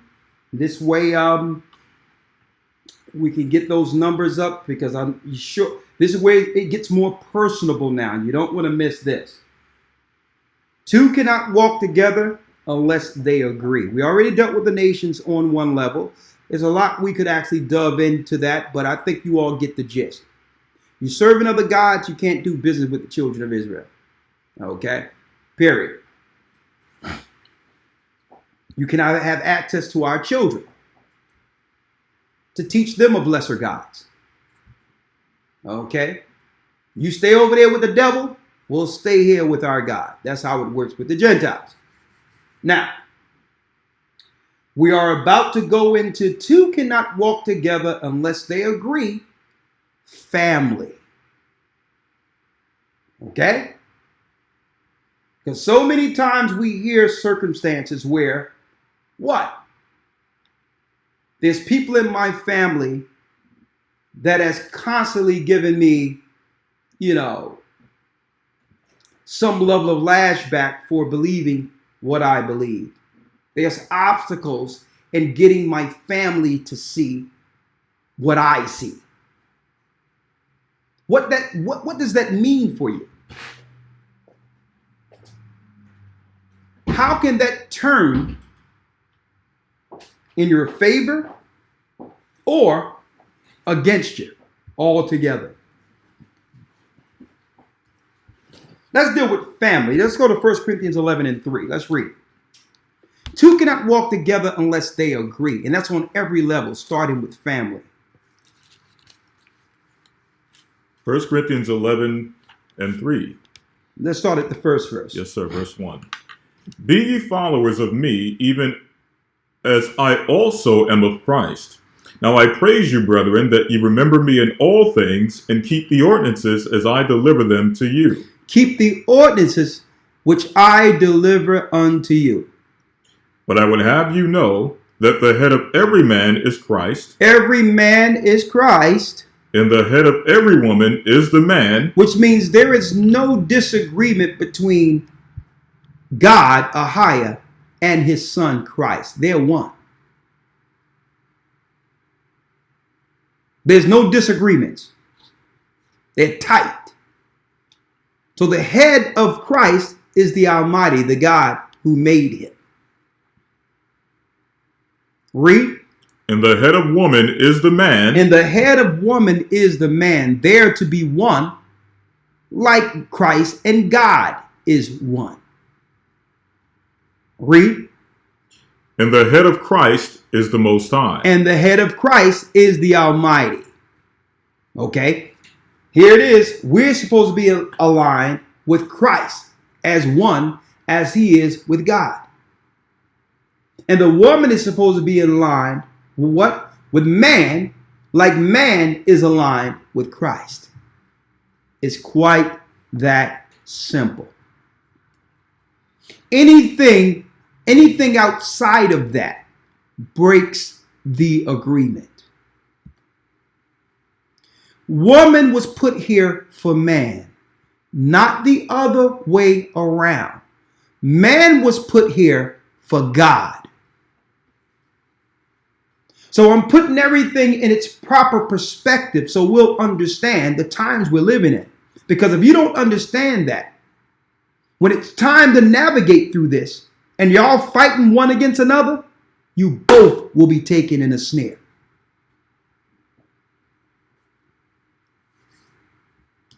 Understand that. That's number one. Let's go to 1 Peter's.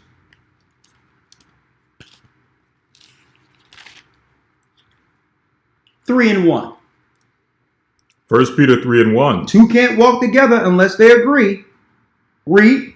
Likewise, ye wives, be in subjection to your own husbands, that if any obey not the word, that they also may without the word be won by the conversation of the wives, while they behold your chaste conversation coupled with fear, whose adorning let it not be the outward adorning of plaiting the hair, and of wearing of gold, or of putting on apparel, but let it be the hidden man of the heart, in which that is not corruptible, even the ornament of a meek and quiet spirit, which is in the sight of God of a great price. A meek and quiet spirit from a woman is pleasing to the Almighty. Okay? That's not a badge of honor, thinking that it's a unique spirit or something to actually celebrate, being boisterous, overbearing, talking too much. That's nothing to celebrate. So the Most High is putting things in order, because these are the behaviors that lead to disagreements. And two cannot walk together unless they agree. Now, some people will say, well, I'm like this because of that. That's an impossibility. You have total power over your temple. Total power over it. It doesn't matter what someone else does. You have the power to be what God requires from you. Because if you're right and the other is wrong, either you're going to come to an amicable understanding where your influence will overpower that person to help change them, or the Most High is going to move them anyway. The Most High is going to move them anyway. So you must be right regardless of, and stop saying that, well, I'm like this because that happened to me. I'm like this because he's like that. Doesn't make any sense. Your agreement is with the Most High. Mm-hmm. You're not going to take on a negative and become negative because of a negative. See? You're not going to do that. Read. Verse 5, for after this, in old time, the holy women also who trusted in God. See that? That's a woman that trusted in God, regardless of what the guy was dealing with. When you look at the story of Abigail during the time of David, she was married to the king. This king was off. She never disrespected her husband, but she had wisdom. David needed some rations and some help to overcome during a time of war. Ran into him and knowing that, listen, if you help me when I get full power, I'm going to hook you up. You're going to be straight. I'm going to look out for you. But this guy didn't understand who he was dealing with. His wife did. Mm-hmm. Abigail seen the power of David and his men and realized, my husband is acting foolish and not giving David what's needed for his men. This man have the power to kill us all, and yet this guy is being stubborn, bullheaded. She didn't fight against her husband. She was still what? Virtuous. All that. She did all the right things. She saved the whole camp by doing the right thing. She wasn't going to become wicked because her husband was wicked. Mm-hmm. Mm-hmm. So under the veil of night, some men and all that went with her and took her to David's camp and say, listen, I know you're planning to kill us all. Please spare us. Please spare us. My husband makes the wrong decisions. End up giving David what was needed. And guess what? Eventually, her husband just dropped one day. He was just gone. Mm-hmm. She stayed doing right, saved the whole kingdom through her wisdom, even though her husband was foolish. Mm-hmm. And you know what? The Most High dealt with him and spared the rest of the people alive. And she stayed virtuous. And you know what happened? The Most High gave her to David. See? She didn't get out of the pocket and get out of character and become indignant. She let the Most High patience work to deal with him. If he ain't right, eventually the Most High is going to move him anyway. But you're not going to make me negative because you can't see straight. I'm going to serve the living God regardless of what you're doing, husband. So if you don't want to serve the living God, that's okay. But you're not going to get in my way, and you're not going to move that behavior on me to a degree in which I'm disobeying now, and I'm out of character with my God. See? Because some of us, and it's a bad habit we have actually developed, mainly sisters, who take being boisterous with a lot of mouth as some badge of honor. And it's not. It's distasteful. It's not the right demeanor for a woman with class, a daughter of Zion. You are the reverse of the curse. You're not haughty. See? That's why, believe it or not, Hollywood and others was put a lot of money so that you could portray that type of demeanor, live on TV through reality shows, because they want you, because believe it or not, all the nations are laughing at you with that behavior. You're entertainment for them. That's not you. That's the cursed you. And Paul began to put that back in to perspective. Why? Two cannot walk together lest they be agreed. Mm-hmm. The Bible tell you what happens to a man when it comes to a woman with many words. Let's get that in Ecclesiastes real quick. Mhm.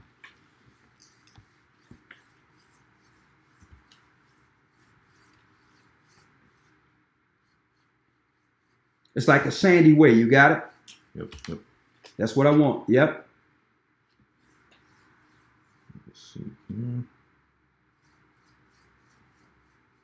We'll get it. Hold tight.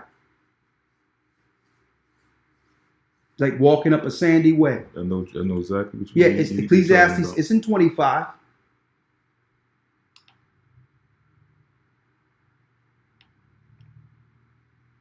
A woman with many words. Chapter 25, verse number 20. That's it. This is Sirach or Ecclesiasticus in the Apocrypha, chapter 25, verse 20. It says, Come on. as climbing up a sandy way As climbing up a sandy way is to the foot of the aged, so is a wife full of words to a quiet man. Read that again. As the climbing up a sandy way is to the feet of the aged, As climbing up sand, a sand-dune hill to an old person. Read. so is a wife full of words to a quiet man. So is a wife full of words to a quiet man. That's the burden it puts on a man's heart. When a woman is actually invading his space continually with the mouth. It becomes a curse. See? But Paul began to correct that behavior. Read it again. 1 Peter chapter 3, verse number 5. Now and this is what, brothers, this is what you have to understand. Right? Because we're going to get to the brothers too. Mm-hmm. The reason why women use the mouth is because they don't have the brute force like a man to make a man feel or see what their concerns are. They don't have the physical outward to influence physically. So the only weapon they feel they have to get their point across is the mouth. Okay? That's what it is. Sometimes we can stand up and our outward flexing sends a message automatically without us doing anything. Mm-hmm. Our body language will actually speak to a degree in which it calms the room. Women don't have that. So when they feel that they're not being heard, the only means of communicating that on par with you doing that is us selling us with their mouths. Okay? To give you some understanding, to give you the wisdom of that. Where it feels like someone's punching you in the gut. Mm. She's hitting you all types of, she's hitting you in all the places that she know you're sensitive or insecure. It's almost like an uppercut. But that's wrong. It's wrong. So I wanted to give you the understanding of sometimes women feel that they don't have no other outlet but to use that tongue. But it becomes a curse, sisters, because eventually the Bible tells you how a man absorbs that. If you want to keep a man, the tongue must be tamed. It must be tempered. It must be tempered. It must be. Because I hear a lot. I see a lot of people struggling and saying, well, I need a good man and this, that, and the other. And the reality is the Bible says in this day, a man shall be like pure gold, which is rare. And the reality is women have to come to grips with the numbers. And the numbers bears out. There's less good men than there are good women. And that's just the reality of it. So if I understand that the pickings are rare, when I have a man, I must understand the spirit of how to keep a man. I'm his helpmeet. I don't have too many words. Mm-hmm. Okay? I work with this man. Because eventually you do all you can, and this is what happens. He gets all the best of you, and eventually y'all don't agree. He goes someplace else with all that you worked on him with. You help mature him and make him what he is, only to see another woman later benefiting from it. And all the potential you see now, all the work you put into this man, someone else is reaping it.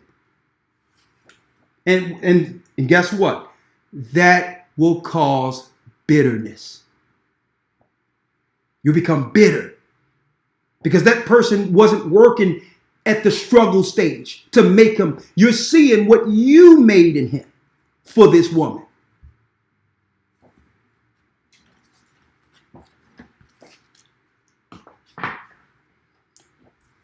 See? So I wanted to bring that out. You become bitter. Because you know all the stuff, him leaving his shoes around, he didn't know how to cook, he didn't do this. You struggled to make him what he was for some woman who did nothing to benefit from.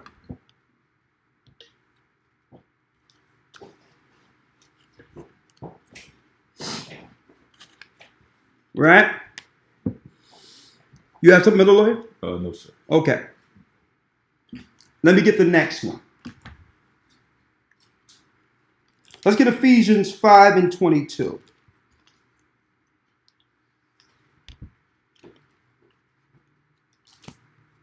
Ephesians 5, verse 22. It says, "Wives, submit yourselves unto your own husbands as unto the Lord." Now, I'm also going to go into the fact if a man has a woman who don't want to submit, who's worldly, who want to do, this is how I was when you met me, and you couldn't keep your eyes off of me, you couldn't keep your hands off of me, so why should I change? We're going to deal with that also.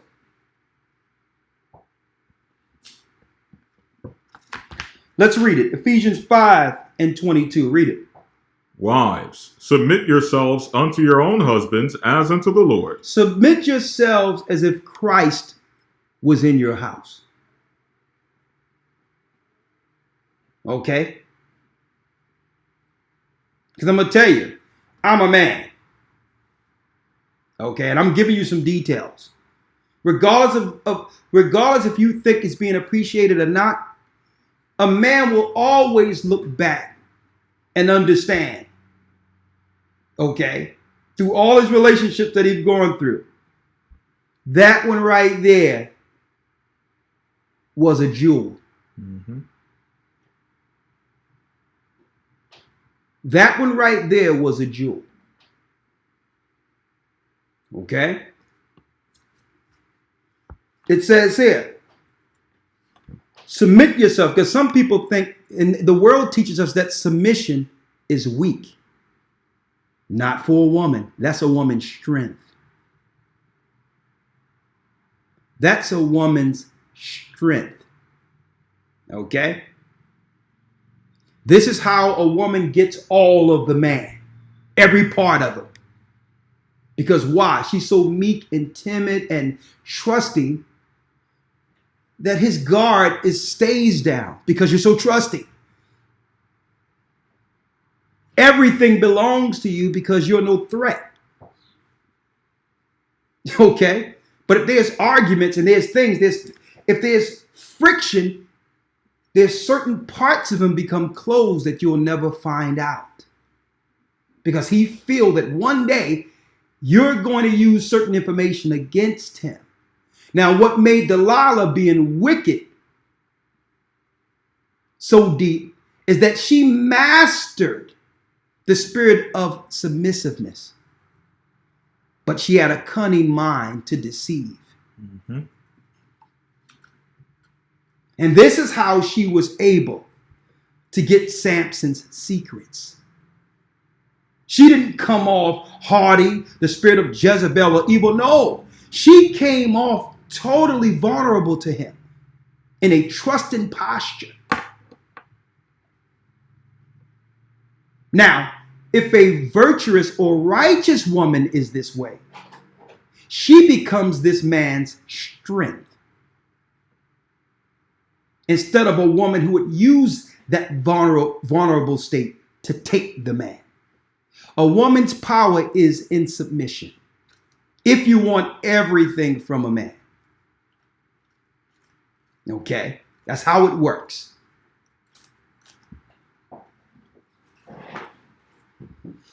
Now, it's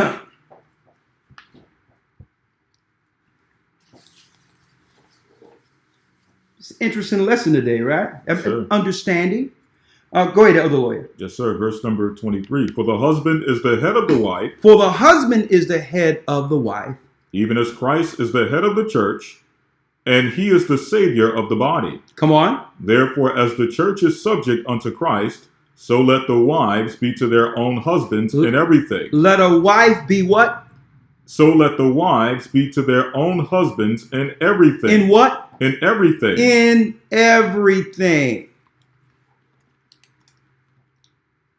In everything.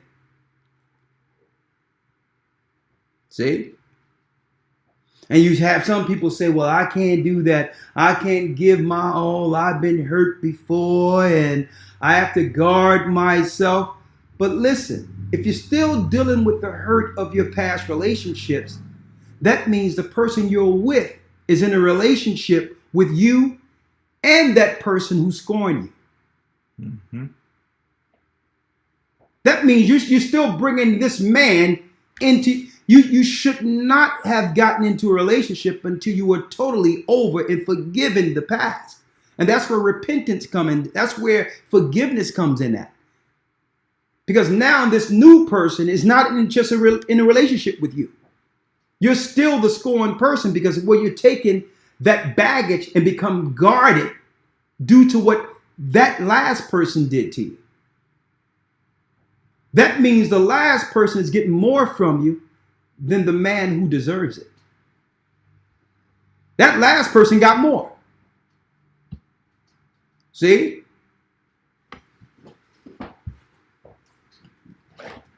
Finish reading. Verse 25.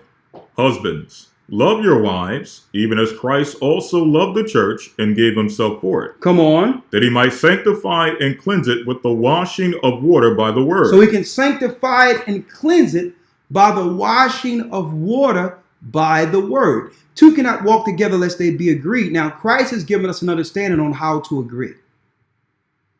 If now me being subjected to Christ and was baptized, and though my sins were red as crimson, they're white as snow now. He's accepted me back.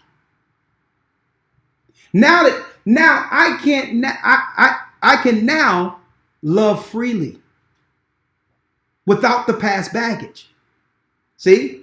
He forgave me. A woman have to deal with that. Understanding what that washing is. That person that was scorned, that person that was hurt, that person don't trust. It's part of your past. It's part of that red crimson. It's part of the evil that came with the old woman. You are a new creature in Christ now. You can give freely and forgive so that you're happy going forward. To become that submissive wife. The past have no bearing on you now. The same way Christ has forgiven you, you have forgiven your past. And you're free to be that what you would call submissive woman. And that's why it talks about in the epistles that Christ presents us as a chaste virgin, that the teachers present the students of those in the church as chaste virgins to Christ. You're cleansed without the baggage. Finish reading. Husbands, love your wives, even as Christ also loved the church. And Husband, love your wives, even as Christ loved the church.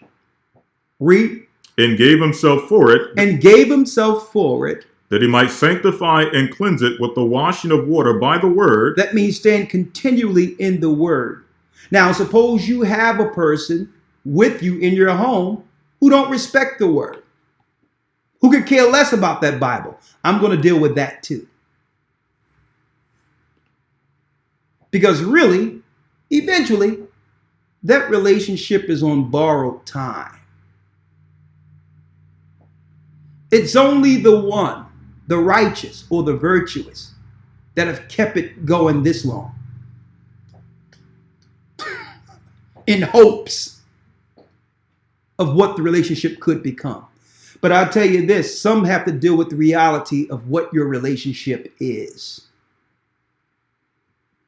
And know that if you're not on one accord in this time, the person that's not operating under the guidance and hedge of the Most High will become an enemy and will purge and destroy you as an agent for Satan.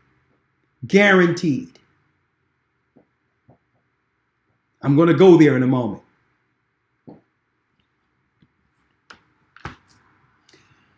Verse number 27. That he might present it himself a glorious church, not having spot or wrinkle or any such thing, but that it should be holy and without blemish. So ought men to love their wives as their own bodies. As their own bodies. Read. He that loveth his wife loveth himself. For no man ever yet hated his own flesh, but nourisheth and cherisheth it, even as the Lord the church. Exactly. The two fleshes are one. It says, twain shall become one flesh. Satan would have you look at a woman and as she's separate. Oh, that's her. No, that's wife. Or have you look at him, oh, that's him. No, that's husband. These titles come with responsibility. And in here, two cannot walk together lest they be agreed. If you think there's problems between him and you, or man and woman, man, wait till you see the children they produce. Okay? They become dysfunctional agents used by Satan to destroy society. Going back to that original code, that agreement. If the husband and wife can't agree, then they can't agree with what to teach the children. Verse, Elder Rawchaa. Verse number 30. For we are members of his body, of his flesh, and of his bones. Come on. For this cause shall a man leave his father and mother, and shall be joined unto his wife, and they two shall be one flesh. And they two shall be one flesh. You get some wisdom today, brothers and sisters, out of these scriptures. This is Christ directing us in a time of trouble. Understand where the lines are drawn and what side of the line you're living on. Let's get Sirach, Ecclesiasticus, in the Apocrypha. The 36th chapter in the 24th verse. We're bringing a reality check with this verse. Ecclesiasticus 34, 36 and 24. He that getteth a wife beginneth a possession. Read it again. He that getteth a wife beginneth a possession. He that getteth a wife beginneth a possession. Which means that woman, that wife, belongs to you. It's a possession. Now, some people are like, I know possession. That you can't possess me. That sounds like control. A woman, listen to this clearly, because we're trying to break your programming. A woman was made to be controlled. Okay? You're a helpmeet to a man. He was given dominion. He's supposed to control possessions. Mm-hmm. Satan have taught you backward. What woman don't want to be led? It depends on what word you use. Control, being led. They're really one and the same.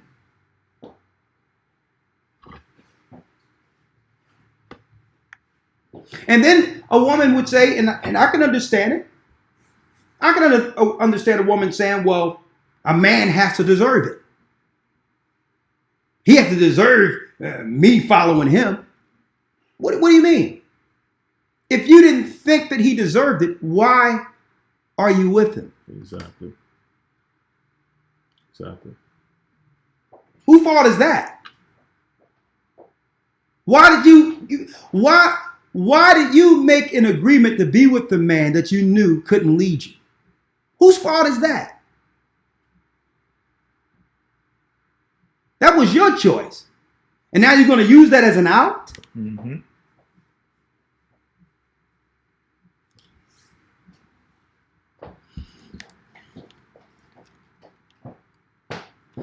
This is someone asked, did I marry the wrong? I can't make no decisions on who we giving you the scriptures. Mm-hmm. Okay, that's it. We're showing you where the lines are, because if you have two people that's not in agreement, eventually when these lines are drawn, the enemy, which is a demon laying dormant somewhere, is going to blow like a keg right before you. And that will be your obstacle. That will be the barrier that will stop you from getting from point A to the kingdom. Because two cannot walk together lest they be agreed. And if you're sleeping with a demon you are in agreement with somewhere, that demon going to eventually show himself full board before it's over and destroy everything up under you. Okay? Read it again. He that getteth a wife beginneth a possession, a help like unto himself. A help like unto himself. And a pillar of rest. And a pillar of rest. Now, women have to ask themselves a question. Answer this honestly. If you're not with a man that you know can't lead you, why did you choose him? What was it for? Because that'll tell you a lot about yourself and how you make decisions. And by realizing that, you'll make better choices going forward, not just in that area, in other areas, because you'll use God first in the rest of your decisions. You'll use the code first with the rest of your decisions. Mm-hmm. That's all. So this wasn't to blame the woman. We all had relationships and made mistakes or whatever the case is. Now the Most High is bringing a righteous perspective to get on the right side of the line now. That's all. Mm-hmm. This is not about blaming. Right. This is vice versa. Same thing goes for brethren. Yeah. If you have a wife or a woman who don't want to be led, why did you choose in the first place? Exactly. And you have to understand, Elder Lawya, I'm glad you brought it out. You have to understand when it's being conveyed. Sometimes we ignore it because of the flesh, mm-hmm. mind you, just straight out. Mm-hmm. But when it's clear that you're not with a person that will actually listen to you, because they'll tip you off. They'll tell you straight off, I'm strong-minded. Well, strong-minded, okay. I interpret that as hard-headed. Is that what you're saying? Because if you're strong-minded is my hard-headedness, is what I think is hard-headedness, then there's no way, there's no place this relationship can go further. Mm-hmm. You go over there with your strong mind and you go lead some what they call simp out there. Okay? Now, some more here. Yeah, let's go. Verse 25. Where no hedge is, there the possession is spoiled. Read it again. Where no hedge is, there the possession is spoiled. Where no hedge is, which is a protection. Read. There the possession is spoiled. The possession is spoiled. The whole house is toppled now. Because the man isn't leading. The whole house becomes a den of dysfunction because there's no head. Read. And he that have no wife will wander up and down mourning. And the man that's running around with no wife will be walking up and down crying because he didn't lead, he didn't control, he didn't watch what was going on in his house. When a woman say, you too controlling. Hey, listen, if you think I'm controlling, you need to check out my God. Okay? So what you're telling me is you're not going to allow me my innate duty to protect my home, to watch out for the enemy. That means you're going to be an adder in the way of me doing my job as protector. So I have the right to ask you on the phone when I come in, and if I come in and here it is, all of a sudden you get off the phone, all of a sudden, I got the right to ask, who you talking to? Mm-hmm. That I couldn't hear. Mm-hmm. Are you being controlling? You darn real I'm being controlling. Because the conversation was rolling for 10, 15 minutes before I walked through. Or you can have a girlfriend that, I don't know. Is he controlling? She's talking to you saying, I don't. And that's the one without a man. Okay? Finish reading again. Yes, sir. Where no hedge is, there the possession is spoiled, and he that have no wife shall wander up and down mourning. Now you running up and down mourning because you allow Jezebel and Jezebel's cousin, along with Satan's daughter, up in your home, giving your woman or your wife advice. Mm.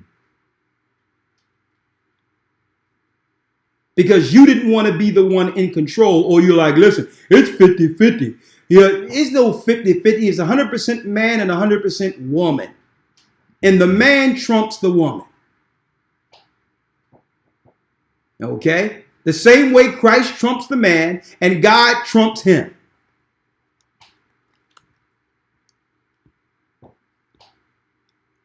Okay? In the world,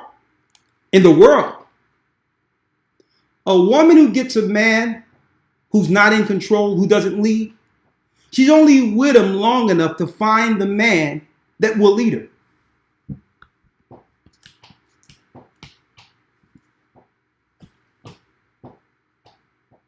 I know for a man, that's really hitting under the gut. A man's pride will not allow him to think of the woman he loved with someone else. And that's understandable, but that's what it's saying in Ecclesiastes.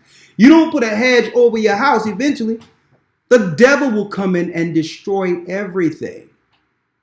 He'll take your wife. He'll take your children. And they'll be used as agents under his army. So either you're going to control, because either way, something is going to happen. You might as well be on top of it as a man and say, you know what? I'm in control here. I'm going to lead here. I'm going to show her she can trust me to lead. Or I'm going to lose anyway. So if your woman is running things in your home and she's taking care of everything and you're the guy who just think that, you got it going on and you just, you suave, and because you're you and the girls love you, that she's going to stick around, you're only there. These are the worldly women now. You're only there until she can find a man to take the pressure off of her and lead her. Okay? And that's the world. Finish reading of the Lawya. 26. Who will trust the thief well appointed, that skippeth from city to city? So who will believe a man that have no house? Who would believe a man that have no house? And that's what goes on. You get women who will get men up into their house and give them a place to stay. And it never comes into your mind, why no one else want this guy? Mm-hmm. Why haven't he built anything for himself? Where is his children? Have I met his family? Why his family won't even let him sleep on the couch? Mm-hmm. And if that's so, how did he get up in my house? Mm-hmm. Mm-hmm.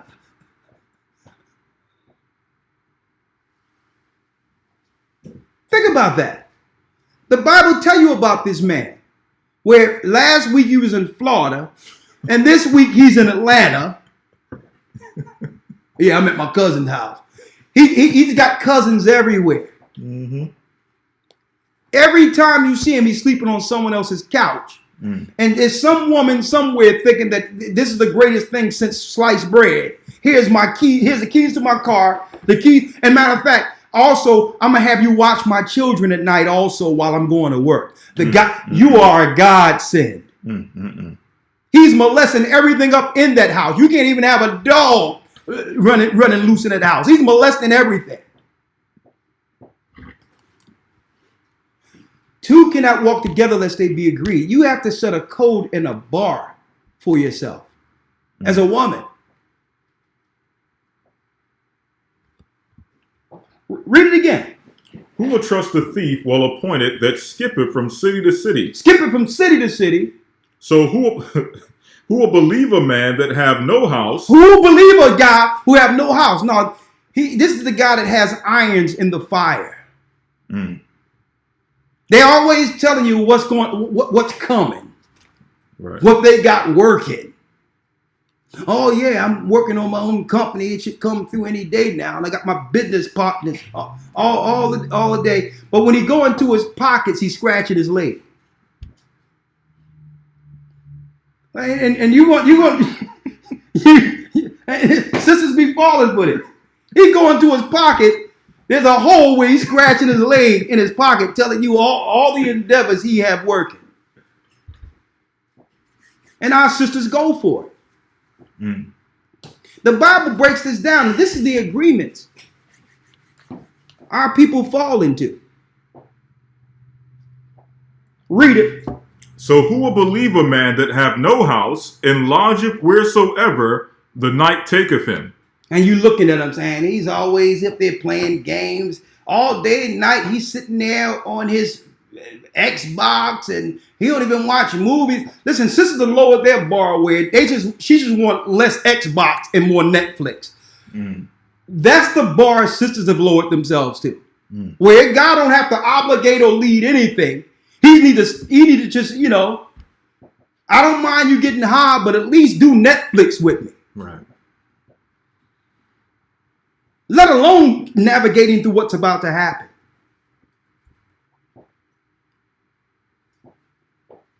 He's got to get it together. Let's read it. Who will trust a thief well appointed that skippeth from city to city? So who will believe a man that have no house? Who would believe a man who have no house? And lodgeth wheresoever the night taketh him. And he sleep anywhere the night taketh him. He's always on someone else's couch or at someone else's house. Who can trust this person? Automatically, when you do the research, these are your molesters that go around molesting children. And that's why they go from state to state, because they know they want it someplace else. Mm-hmm. And you got some sisters looking at him as if Christ himself presented himself to this woman. Mm. Like, yo, oh yeah, I'm from North Kakalaki. I'm like, what you doing in Philly? I got family here. You have a card? No, I use the train. Mm. Oh, okay. Where do you live? I'm at my cousin's house. But I tell you what, he got it going on Instagram and Facebook. You can only see all the good of this person. Taking pictures in front of other people's cars, sleeping on other people's couches. And now sisters have brought forth a demon in their home. And now I'm going to blame the man saying there's no good men. No, there are good men. They probably walk by the same time you let this dude in on your couch. Mm-hmm. Okay? Now, I don't want to digress into that because there's more I want to cover. Matthew 10 and 34. Let's read it.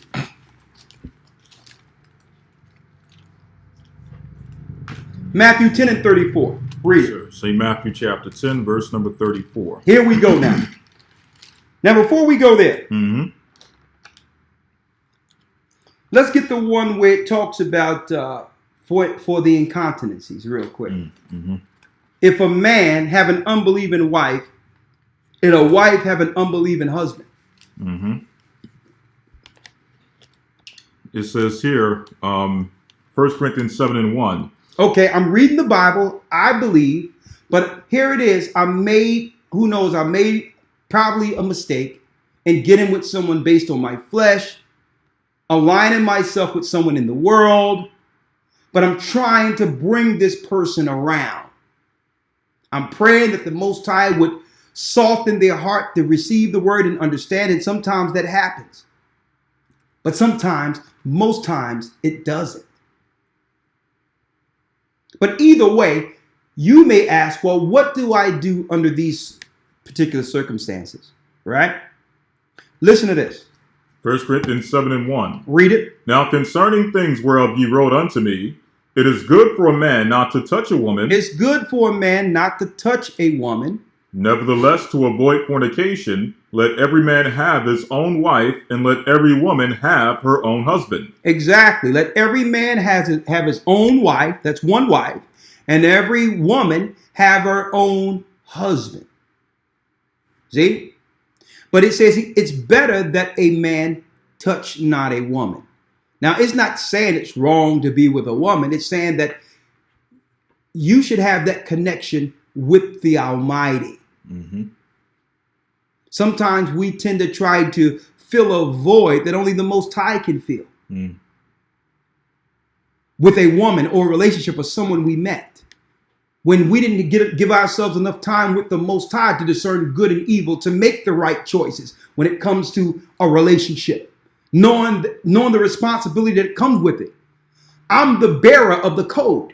Any woman under me must be the helpmeet so that I can uphold this code that was given to my forefathers, Abraham, Isaac, and Jacob. And our children must continue the legacy.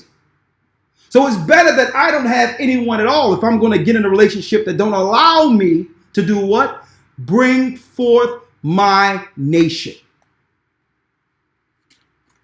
And that's what he means. It's better off that a man touch not a woman. Because what woman are you choosing to be with? You'd be better off being with the Most High like Adam was until the Most High bring forth your helpmeet. See? Come on.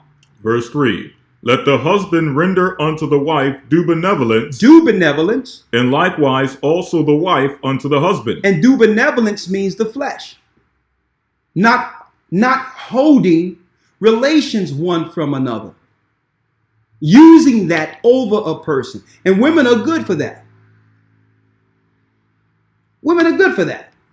If you don't get your way, then you're not going to actually do your marital duties. It's wrong. And a man shouldn't do that either. That's due benevolence. Or you'll do it for what? For gain. And guess what? You don't want to fall under that category where it's about getting something for it. Okay, that's not the agreement. Okay, finish reading. It says, verse 4, the wife have not power of her own body, but the husband, and likewise also the husband have not power of his own body, but the wife. Come on. Defraud ye not one another, except to be with consent for a time. When it says defraud not one another, because sometimes outside of that, there's what? There's friction that's leading to the fact that, who want to actually be in a relationship or show love and companionship with a person they're not compatible with, they're fighting against. So usually when that thing happens where it's less relations, it's because there's an issue, one against the other. So now Paul is bringing some counsel in between that.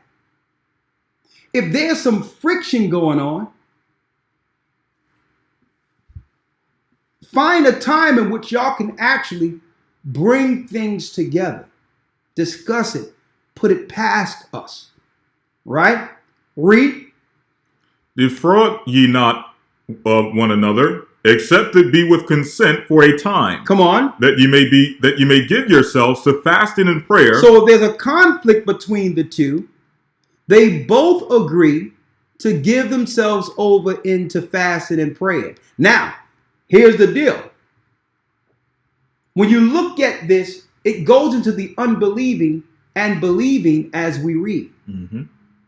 Now, if you have a person who don't believe, and in their mind, they're already out of the relationship, but they're still there for the sake of convenience because the bills are being paid or whatever the case is. During that separation time, the person who's under the flesh or under Satan will seize an opportunity to exercise that freedom or that liberty. And that usually presents itself in the world. I'm going to give you that as an example so you can understand it, of a person who's constantly emphasizing as a solution, we need space.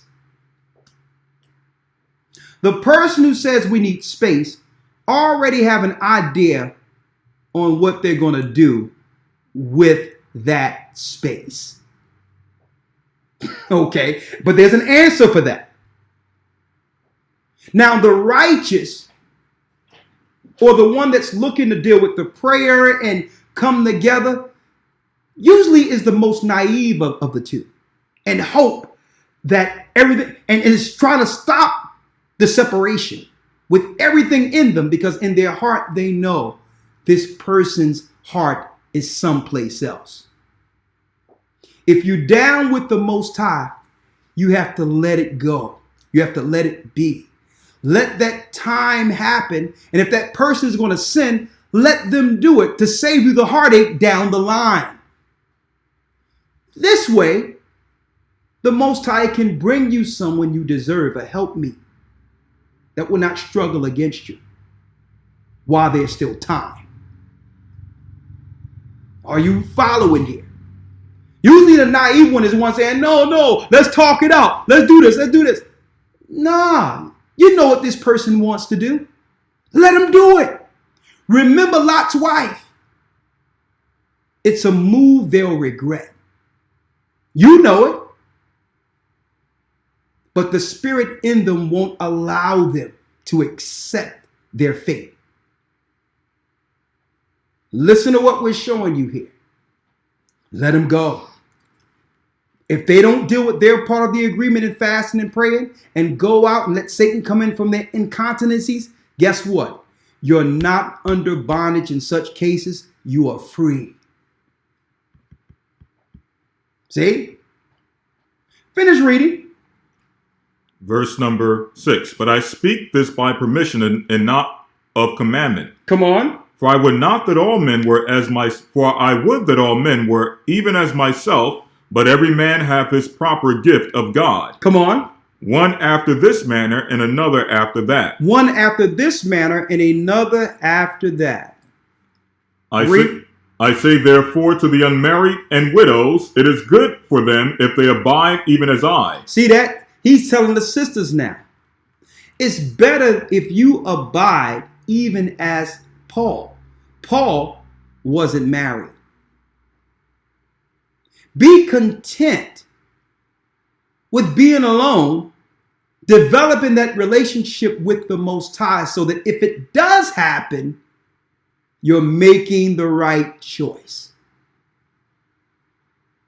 It's not out of fleshly needs. It's not out of anything outside of the Most High, and you'll know it.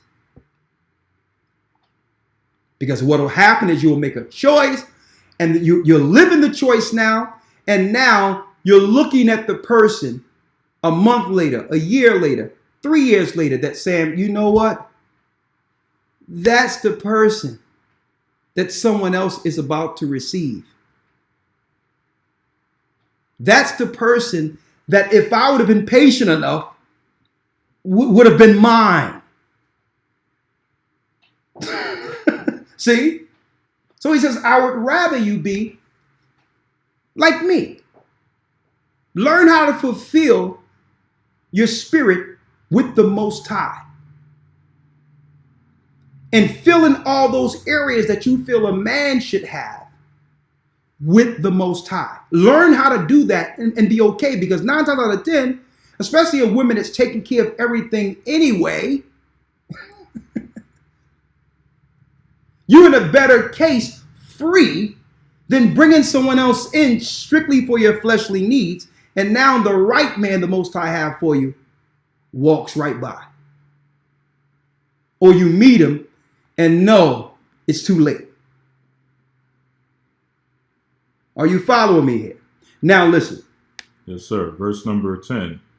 And unto the married I command you, yet not I, but the Lord, let not the wife depart from her husband. Let not the wife depart from her husband. So, yes, you may have a God that isn't in the truth, but don't depart from him.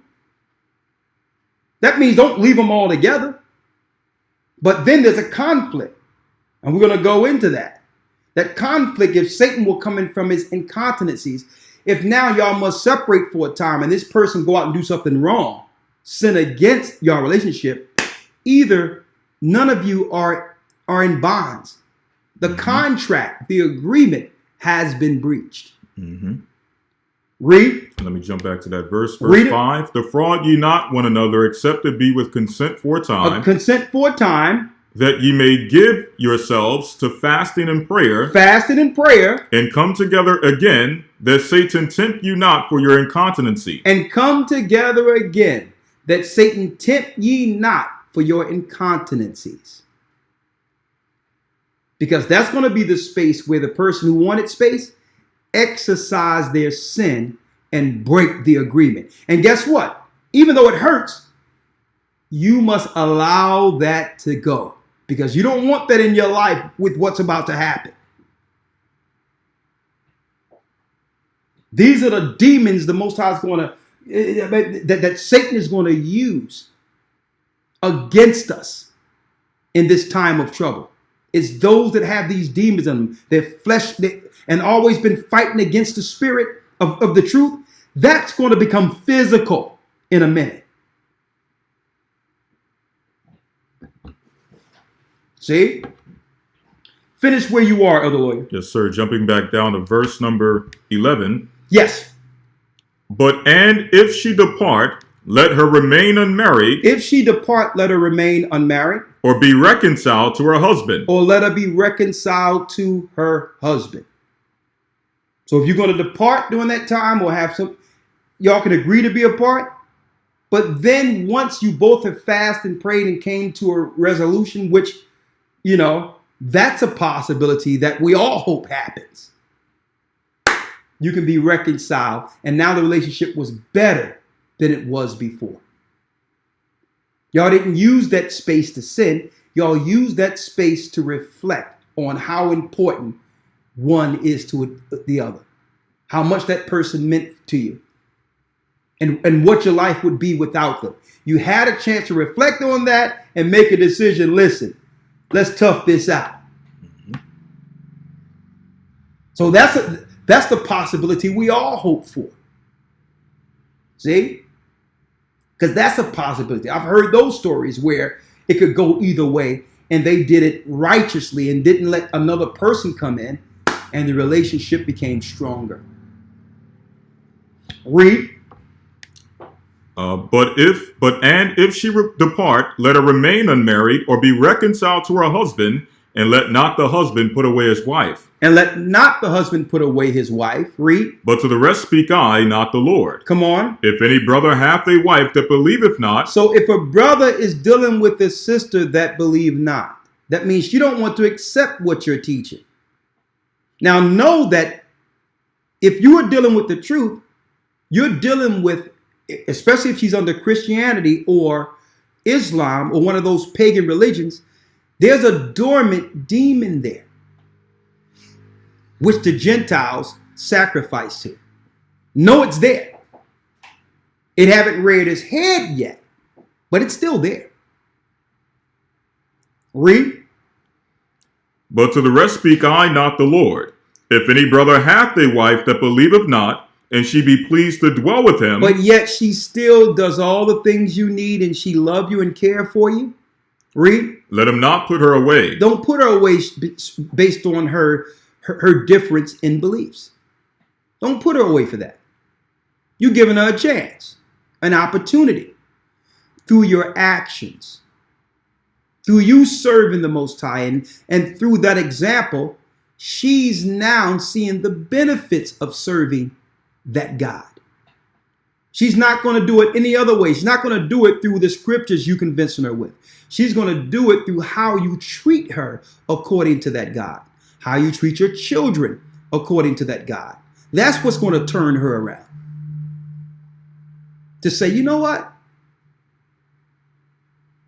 Is there a scripture that actually, says what you're doing right now? Because I like the new you. I like what you're doing here. Is that in the Bible? Mm-hmm. And then you'd be like, listen, I was trying to tell you. It's the change that's going to open the doors for her to want to understand the God of Israel. It's your actions.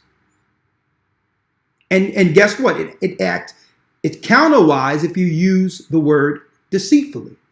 If they see someone on the street with the Bible cursing women out and calling them all different types of names, it works in the contrary now. If that Bible or that religion gives them the full board and right to do what I'm feeling right now, and I know that's not of the Spirit, I don't want that God, and you can take that spirit someplace else. So it's not the words in specific that turns women off. It's the actions that turns women off to the word. I'm not receiving anything from a devil, from a demon. See? So that if you want your wife to believe, you want to read the scriptures with me and you'll understand. It doesn't work like that. She's seeing your actions. She's seeing something amiss in your actions. It's your actions which will lead her, and she'll be shaking you and asking you at different times of night, can you go over this with me? Mm-hmm. It's going to be your action to turn her to the word, not the other way around. You're not going to have the word to put her under your obedience. It doesn't work that way. Mm-hmm. It's your actions. Okay? Come on, finish reading. Verse number 14. For the unbelieving husband is sanctified, it says, verse number 13, Lawya, and the woman which hath an husband that believeth not. Now you have a woman who believe not.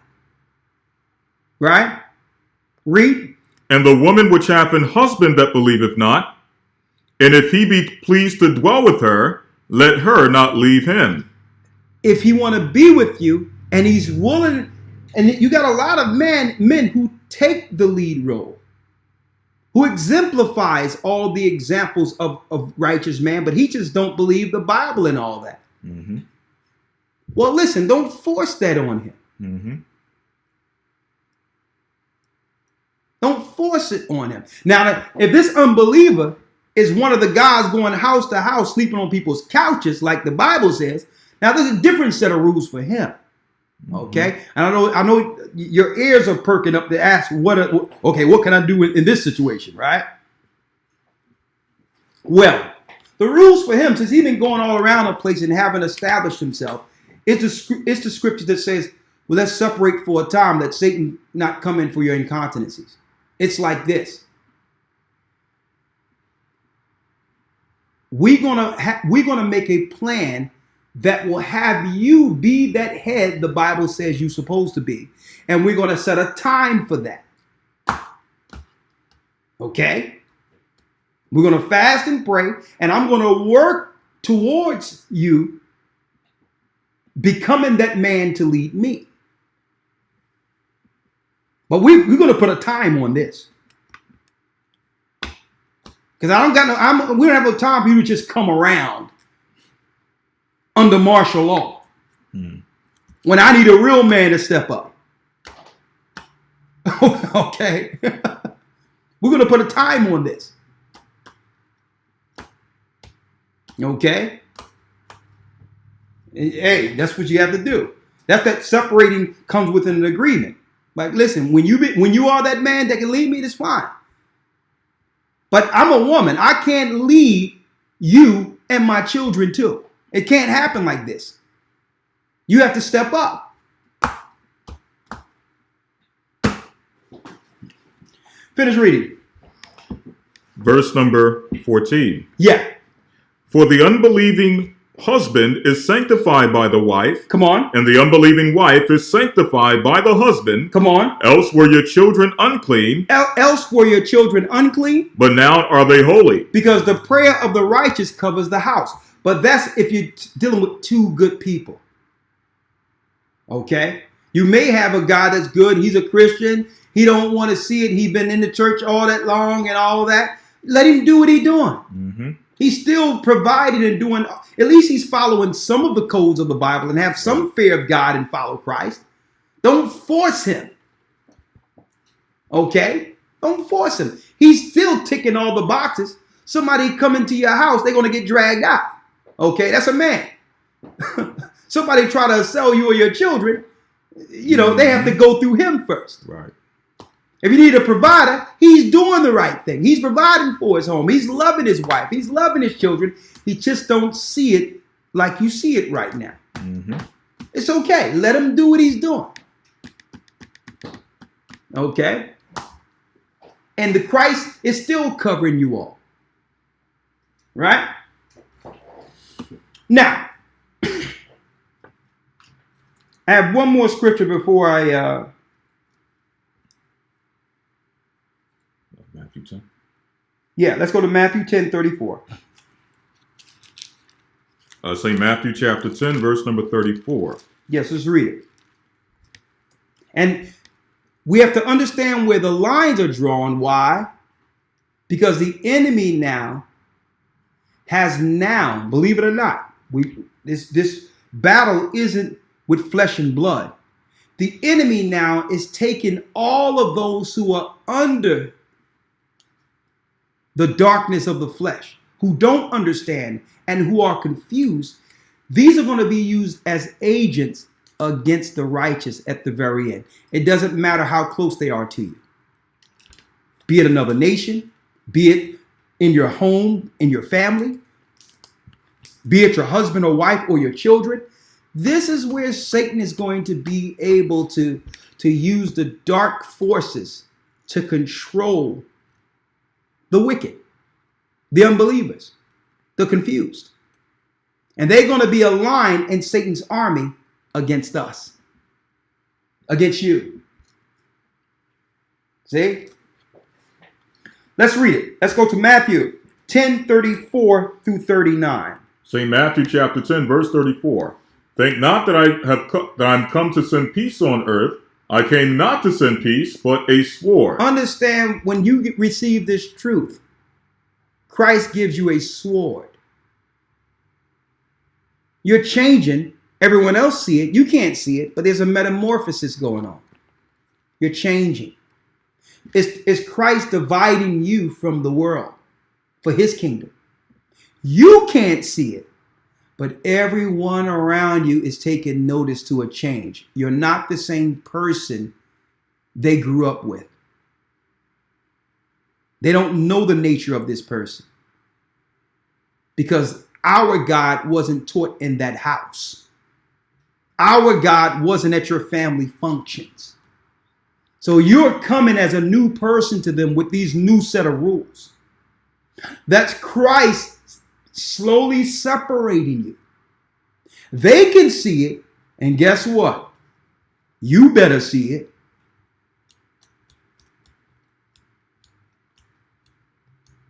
Because they're viewing that separation entirely different. Enemy. Okay? Let me tell you, when people are subjected to the flesh and see someone looking to do better, they become envious. They become jealous. They won't say anything, but that's Satan using that part of the flesh because you're changing. They're still the people you grew up with. that have the tendency to do all the things you know they've done against you. They didn't do it against you because you were their friend. You were their family member. But now you belong to someone else. So all the stuff you thought that was aimed towards other people they didn't know or people they didn't care about, it's on you now. And now all that vitriol and hatred and jealousy, you know some of what our family can do.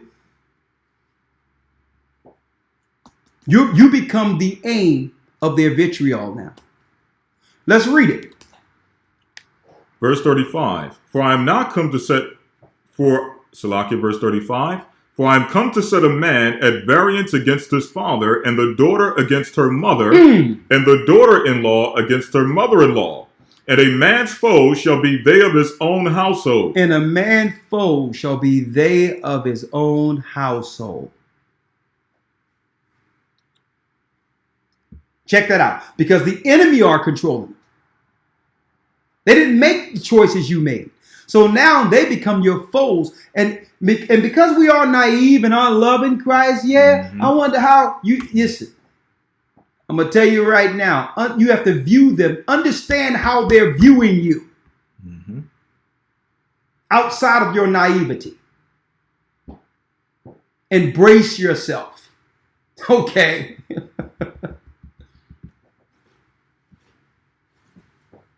Read. 37. He that loveth father or mother more than me. And why do you say you love father and mother more than me? I've changed you. Your father and mother still want the world. They still want Christmas. They still want Easter.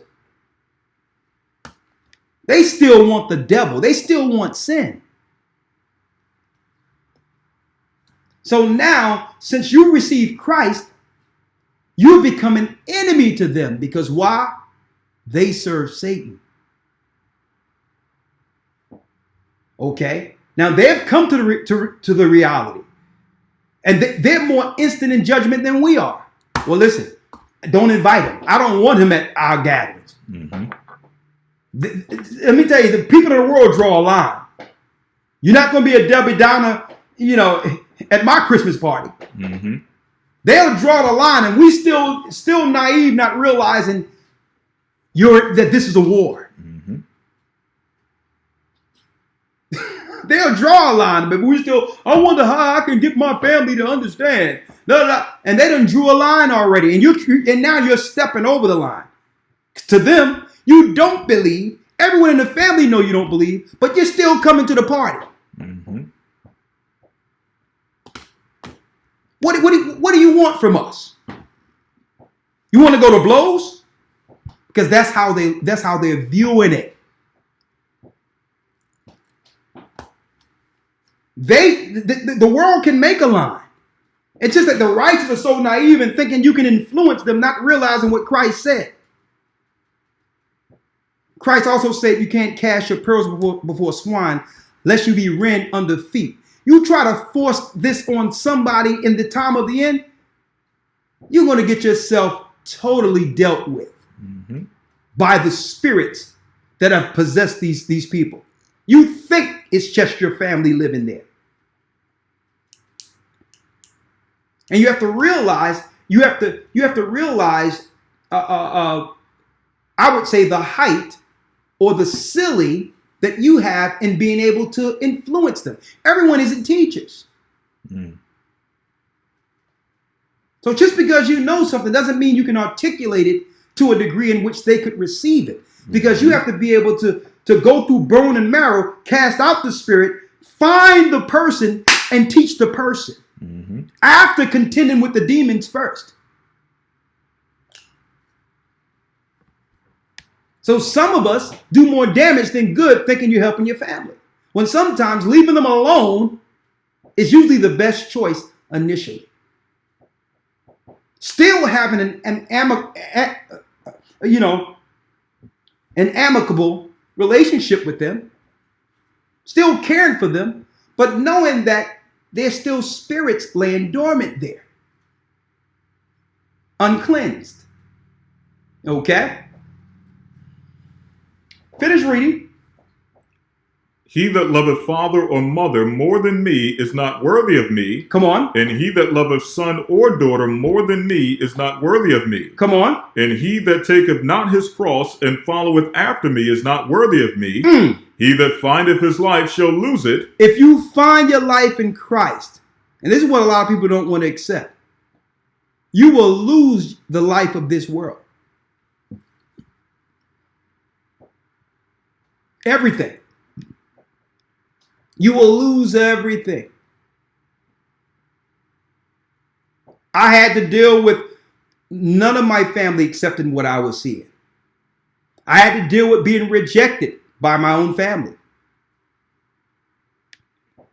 I left everything, everybody, to serve the living God and to set up churches and to know that one day we're going to have to be going, into the wilderness and other areas and never look back at Babylon again. But the Most High had enough grace to bring it around full circle where it's through my actions, my family understand that this is for real. It's not a hobby for me. I'm not taking up church. See? And that's what's bringing a lot of them around. And going back and looking at those old videos that they hated before. Because they realize, listen, I will choose Christ over you any day of the week.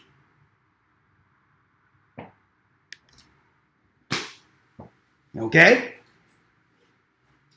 I love you, but I love him more. And I'm not going to let no dormant demon be an adder in the way for me finishing my work Christ have entrusted in me. That's it. Yeah, I love you. But I know what you can do. I've seen you act in the flesh. And I know that eventually Satan could turn that around against me. I'm going to tell you, when they start firing that 5G up and people sick and all that, people getting running around with masks and sweating and all that, you want to see people running around with knives, just stabbing people, just going out of their minds. Like, oh, that ain't Cousin Betty, is it? That's how it's going to be. It's going to be the zombie apocalypse. And and what you're not going to realize, it was a demon that was always lying dormant during Sunday service. You guys see what I'm saying? Oh, no. Sooner or later, those demons, everything that's in them that they didn't fix are going to come to the surface. It's going to be monsters running around here that you thought was mommy, daddy, cousin. Okay? Read it again. And he that findeth his life shall lose it, and he that loseth his life for my sake shall find it. If you lose your life for Christ's sake, you shall find it. See, when you turn your life to Christ, be baptized for the remission of sins, and receive the gift of the Holy Spirit and begin to study, what happens? You receive a gift of discernment to the degree in which you begin to learn, and you will be able to discern good from evil. You'll know what's right from wrong according to that code we were going into. And you begin to apply that to every facet of your life. And check it out. While you are applying it to every facet, guess what you are applying? A hedge. There's a hedge now through your application over you, over your wife, over your children. To the degree in which all your thoughts become clear and you're guided by the Holy Spirit in your choices. But you must make a full agreement with the Almighty and stand with it. And don't let your sensual nature of the flesh trump the choices. I'm going to tell you right now, don't let the flesh, folks, begin to drown out that spirit that would guide you through this. And all the people you see out there rioting and doing all that right now, they're being led totally through their flesh. They can be triggered at any time. CNN CNN can have a riot anytime they want. Mm-hmm. That's right. Because that was a plan right after COVID so that there would be no rest in the country. This was the plan. This was the plan. So I'm like, you know what? While they dealing with all the smoke and mirrors and all that, oh my God, this is black and white, we shall overcome, Black Lives Matter. I'm like, listen, we have to let our brothers and sisters know where the line is drawn. Because Satan is stirring up all of his soldiers. Mm-hmm. We have to make sure those soldiers aren't amongst our church. We have to make sure Satan's soldiers aren't in our families. Because that's a clear indicator. When I see if some of my family members out there acting a fool, I'm like, okay, I know who I'm going to be, how I'm not going to be around when it comes down. You're not going to be around me when it happens if this is how you react once provoked. You'll get everyone killed. Mm-hmm. You got a bunch of super simpletons be totally being triggered under this. And it's not to be insensitive to what happened with the brother. Mm-hmm. It's how it's being used. Right. More of us are going to die through our reaction to this of our people. And these are the people who don't have no control over their spirits that they're going to trigger against. If they can trigger them to be out there like that, they can trigger them against you. Okay?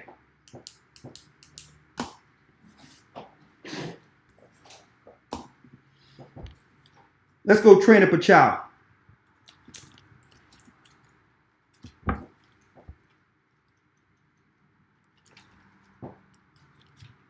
Proverbs 22, verse 6. Proverbs 22 and 6. Read it. Train up a child in the way that he should go. Train up a child with the righteous code. We're going to call this crisis code. Laws, statutes, commandments of the Almighty.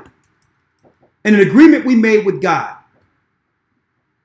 Teaching that to our families, choosing a wife who would help meet that requirement as a head over my household. Mm-hmm. This is my duty to my nation and my children. To protect my children from these nations who serve lesser gods. Okay? Read. Train up a child in the way that he should go, and when he is old, he will not depart from it. And when he is old, he shall not depart from it. Okay? Two can't walk together lest they be agreed. Our families must be one as Christ, the Most High, Ahia, Christ, and the Holy Spirit are one. That's the hedge. That's the protection. Last but not least, look at your screen.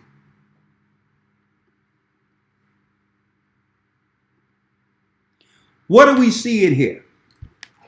What you have on your screen is an Army Operation Forces for Unconventional Warfare, September 2008. Okay? That's what you see on your screen there. This is official. For those who want to know what's going on right now in Minnesota and in other areas of the country with riots and all that happening. I'm not going to spend too much time on that because that's more so the diversion.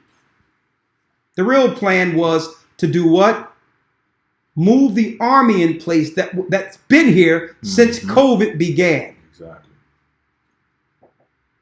All the empty hotels in major cities were housing military since January, folks. Specifically, it went around March. They would come in literally around January on certain floors. But when March the 20th happened, around at that time, a lot of these hotels that were totally commandeered by government had military already in it, including foreign military. So now we're looking at the trigger that would lead to them now coming from out of the shadows of these hotels and other places for the next phase of COVID. It have nothing to do with someone getting killed or any of that. in this particular thing right here, it breaks down the engagements of war. So I'm just going to give you all some insight of what we're dealing with here.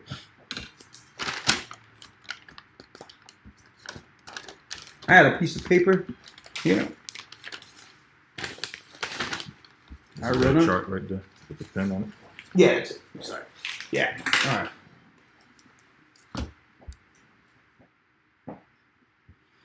All right. Real quick. Army operations, Special Operations Forces for unconventional warfare. Right? Let's get it again. And I'm going straight to irregular warfare. Let's go straight to irregular warfare. All right. Now, matter of fact, let's go to conventional warfare first. Conventional. There's a whole manifesto. I'm going to go over it more so in the academy tomorrow, but I thought I would just give y'all a look at these official documents that I have here. Let's go straight to conventional warfare. One moment. Conventional warfare. Elder Lawya, can you read what's in italics there? Yes, sir. It says a form of warfare between states that employs direct military confrontation to defeat an adversary's armed forces. To defeat an adversary's armed forces. Read. Destroy an adversary's war-making capacity. Destroy an adversary's war-making capacity. Or seize or retain territory in order to force a change in an adversary's government or policies. To change the policies. Read. The focus of conventional military operations is normally an adversary's armed forces with the objective of influencing the adversary's government. It generally assumes that the indigenous populations within the operational area are non-belligerents and will accept whatever political outcome the belligerent governments impose, arbitrate, or negotiate. A fundamental military objective in conventional military operations is to minimize civilian interference in those operations. Fundamental military objectives in conventional military operations is to minimize civilian interferences into those operations. This is real warfare we're talking about here, folks, outside of physical bullets flying. What government's true objectives are through military. Now, let's now go to irregular warfare under the same manifesto. Elder Lawya, I need you to read the bullet points of irregular warfare. Here it is. Irregular warfare. IW. This is the warfare we're under right now. Read it. It says here, insurgency. Insurgency. Cohen, which is COINTELPRO. UW. UW is unconventional warfare, which we're under right now. Terrorism. Terrorism is a form of warfare used through the government, folks. Read. CT, FID, Stability, Security, Transition, and Reconstruction Operations. They use this to reconstruct a country. That's warfare. What else? Strategic Communications. Strategic Communications. psyop. psyop, like COVID-19 is. And now, believe it or not, this particular event in which they done killed this brother have now been taken over as a psyop operation, in which they can use people with masks to go through and burn certain cities to bring in martial law to continue the COVID-19, because they knew that people would begin to understand it was a psyop the whole time. People are not believing the coronavirus anymore. So now they needed another event to bring forth a lockdown on the country, to substantiate the martial law that began in March. Read on. Civil military operations. Civil military operations. Information operations. Information operations. Intelligence and counterintelligence activities. Intelligence and counterintelligence activities. transitional criminal activities, including narco. Hold up. They have transitional criminal activities in Army's manifesto for warfare. Like what? Including narco trafficking. Narco trafficking is warfare controlled through government. Read. Illicit arms dealing. Illicit arms dealing is under the government. It's a form of warfare. Read.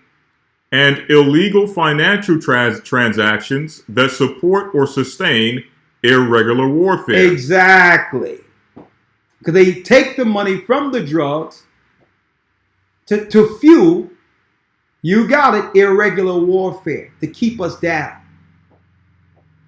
That's what the contraband was about, with Oliver North and all that. How they were using the drugs of the crack game to fund a war over in South America. Read on. Law enforcement activities focused on countering irregular adversaries. Exactly. So I wanted to give y'all that in a nutshell, to just give y'all some insight to what we'll be going into tomorrow within the Academy, during the Academy News. Don't fall for it. This whole thing is a psyop, and they're using our people. They're using this trigger to get the numbers needed for them to call in martial law. That's all this is about. Mm-hmm. Know where the line is drawn. Don't cross that line and go over out there with those people. The news and all that is going to incinerate you. You're going to hear more sorrowful stories, and it's going to seem like they care about what's going on with black people and the fact that something happened. And guess what?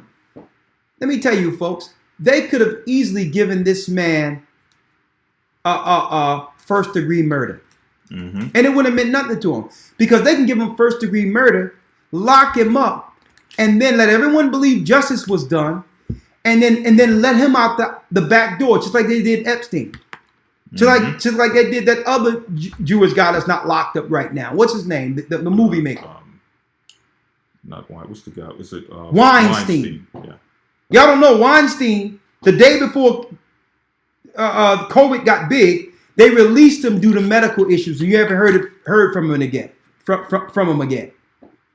They could have easily, to give justice and keep this thing calm, they could have just said, "Listen, we're charging them with first-degree murder," knowing that even after the trial, they could just walk him back out of the back door and no one would ever know it happened. But they gave him the lesser charge on purpose for a public psyop, knowing the reaction of the people who were being led through the flesh and through their emotions. They could have easily did that. So don't fall for it, folks. They knew exactly what would trigger our people. First of all, they're trying to keep us down by saying all of the inner city areas are still under red, under Corona. Mm-hmm. Now you compound it with our people going out, marching. That's what they just need us in numbers so that now they can have their unmarked military, foreign troops and others with masks, bust windows with cameras rolling, set police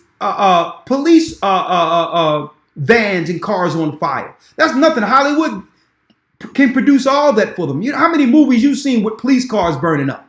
Mm-hmm. How many movies you've seen with police cars burning up, folks?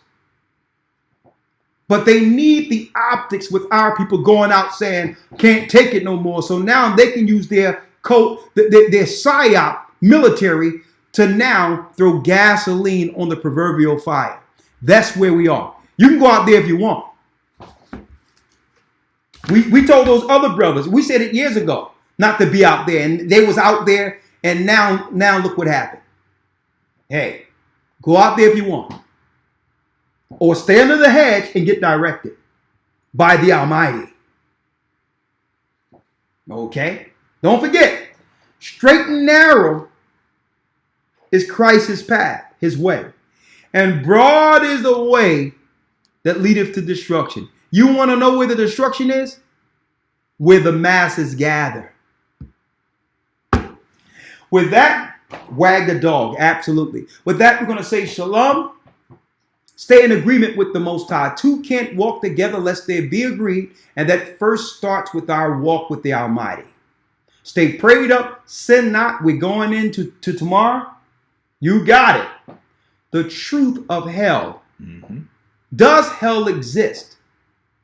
More serious, in-depth information on the underworld, hell, its existence, and its purpose. The darkness of hell will be broken down tomorrow. The reality of whether or not it exists, what happens to souls once they leave this plane. We'll be talking about that tomorrow. Yes, sir. Elder Lawya, Rawchaa. Thank you. It's been a blessed Sabbath. Stay away from the crowds. Love your family. Stay prayed up. Sin not. We will soon see Zion. Shalom. I'm Elder Rawchaa of the Gathered of Christ Church. And I know you brothers and sisters are waiting for this academy tomorrow. It's going to be off the chains. Yes, sir. With that, stay strong.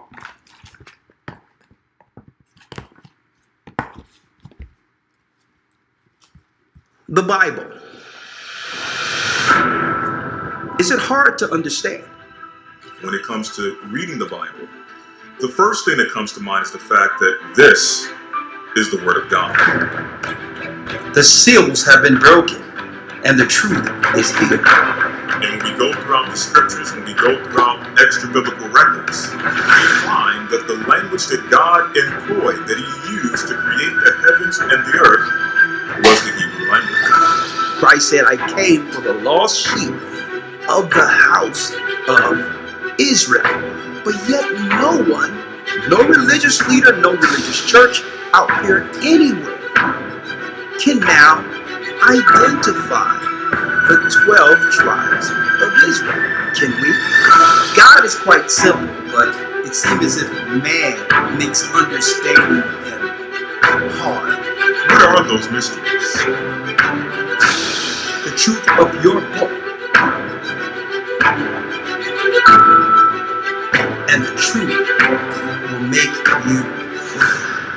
Hebrew and Bible Academy, you're invited.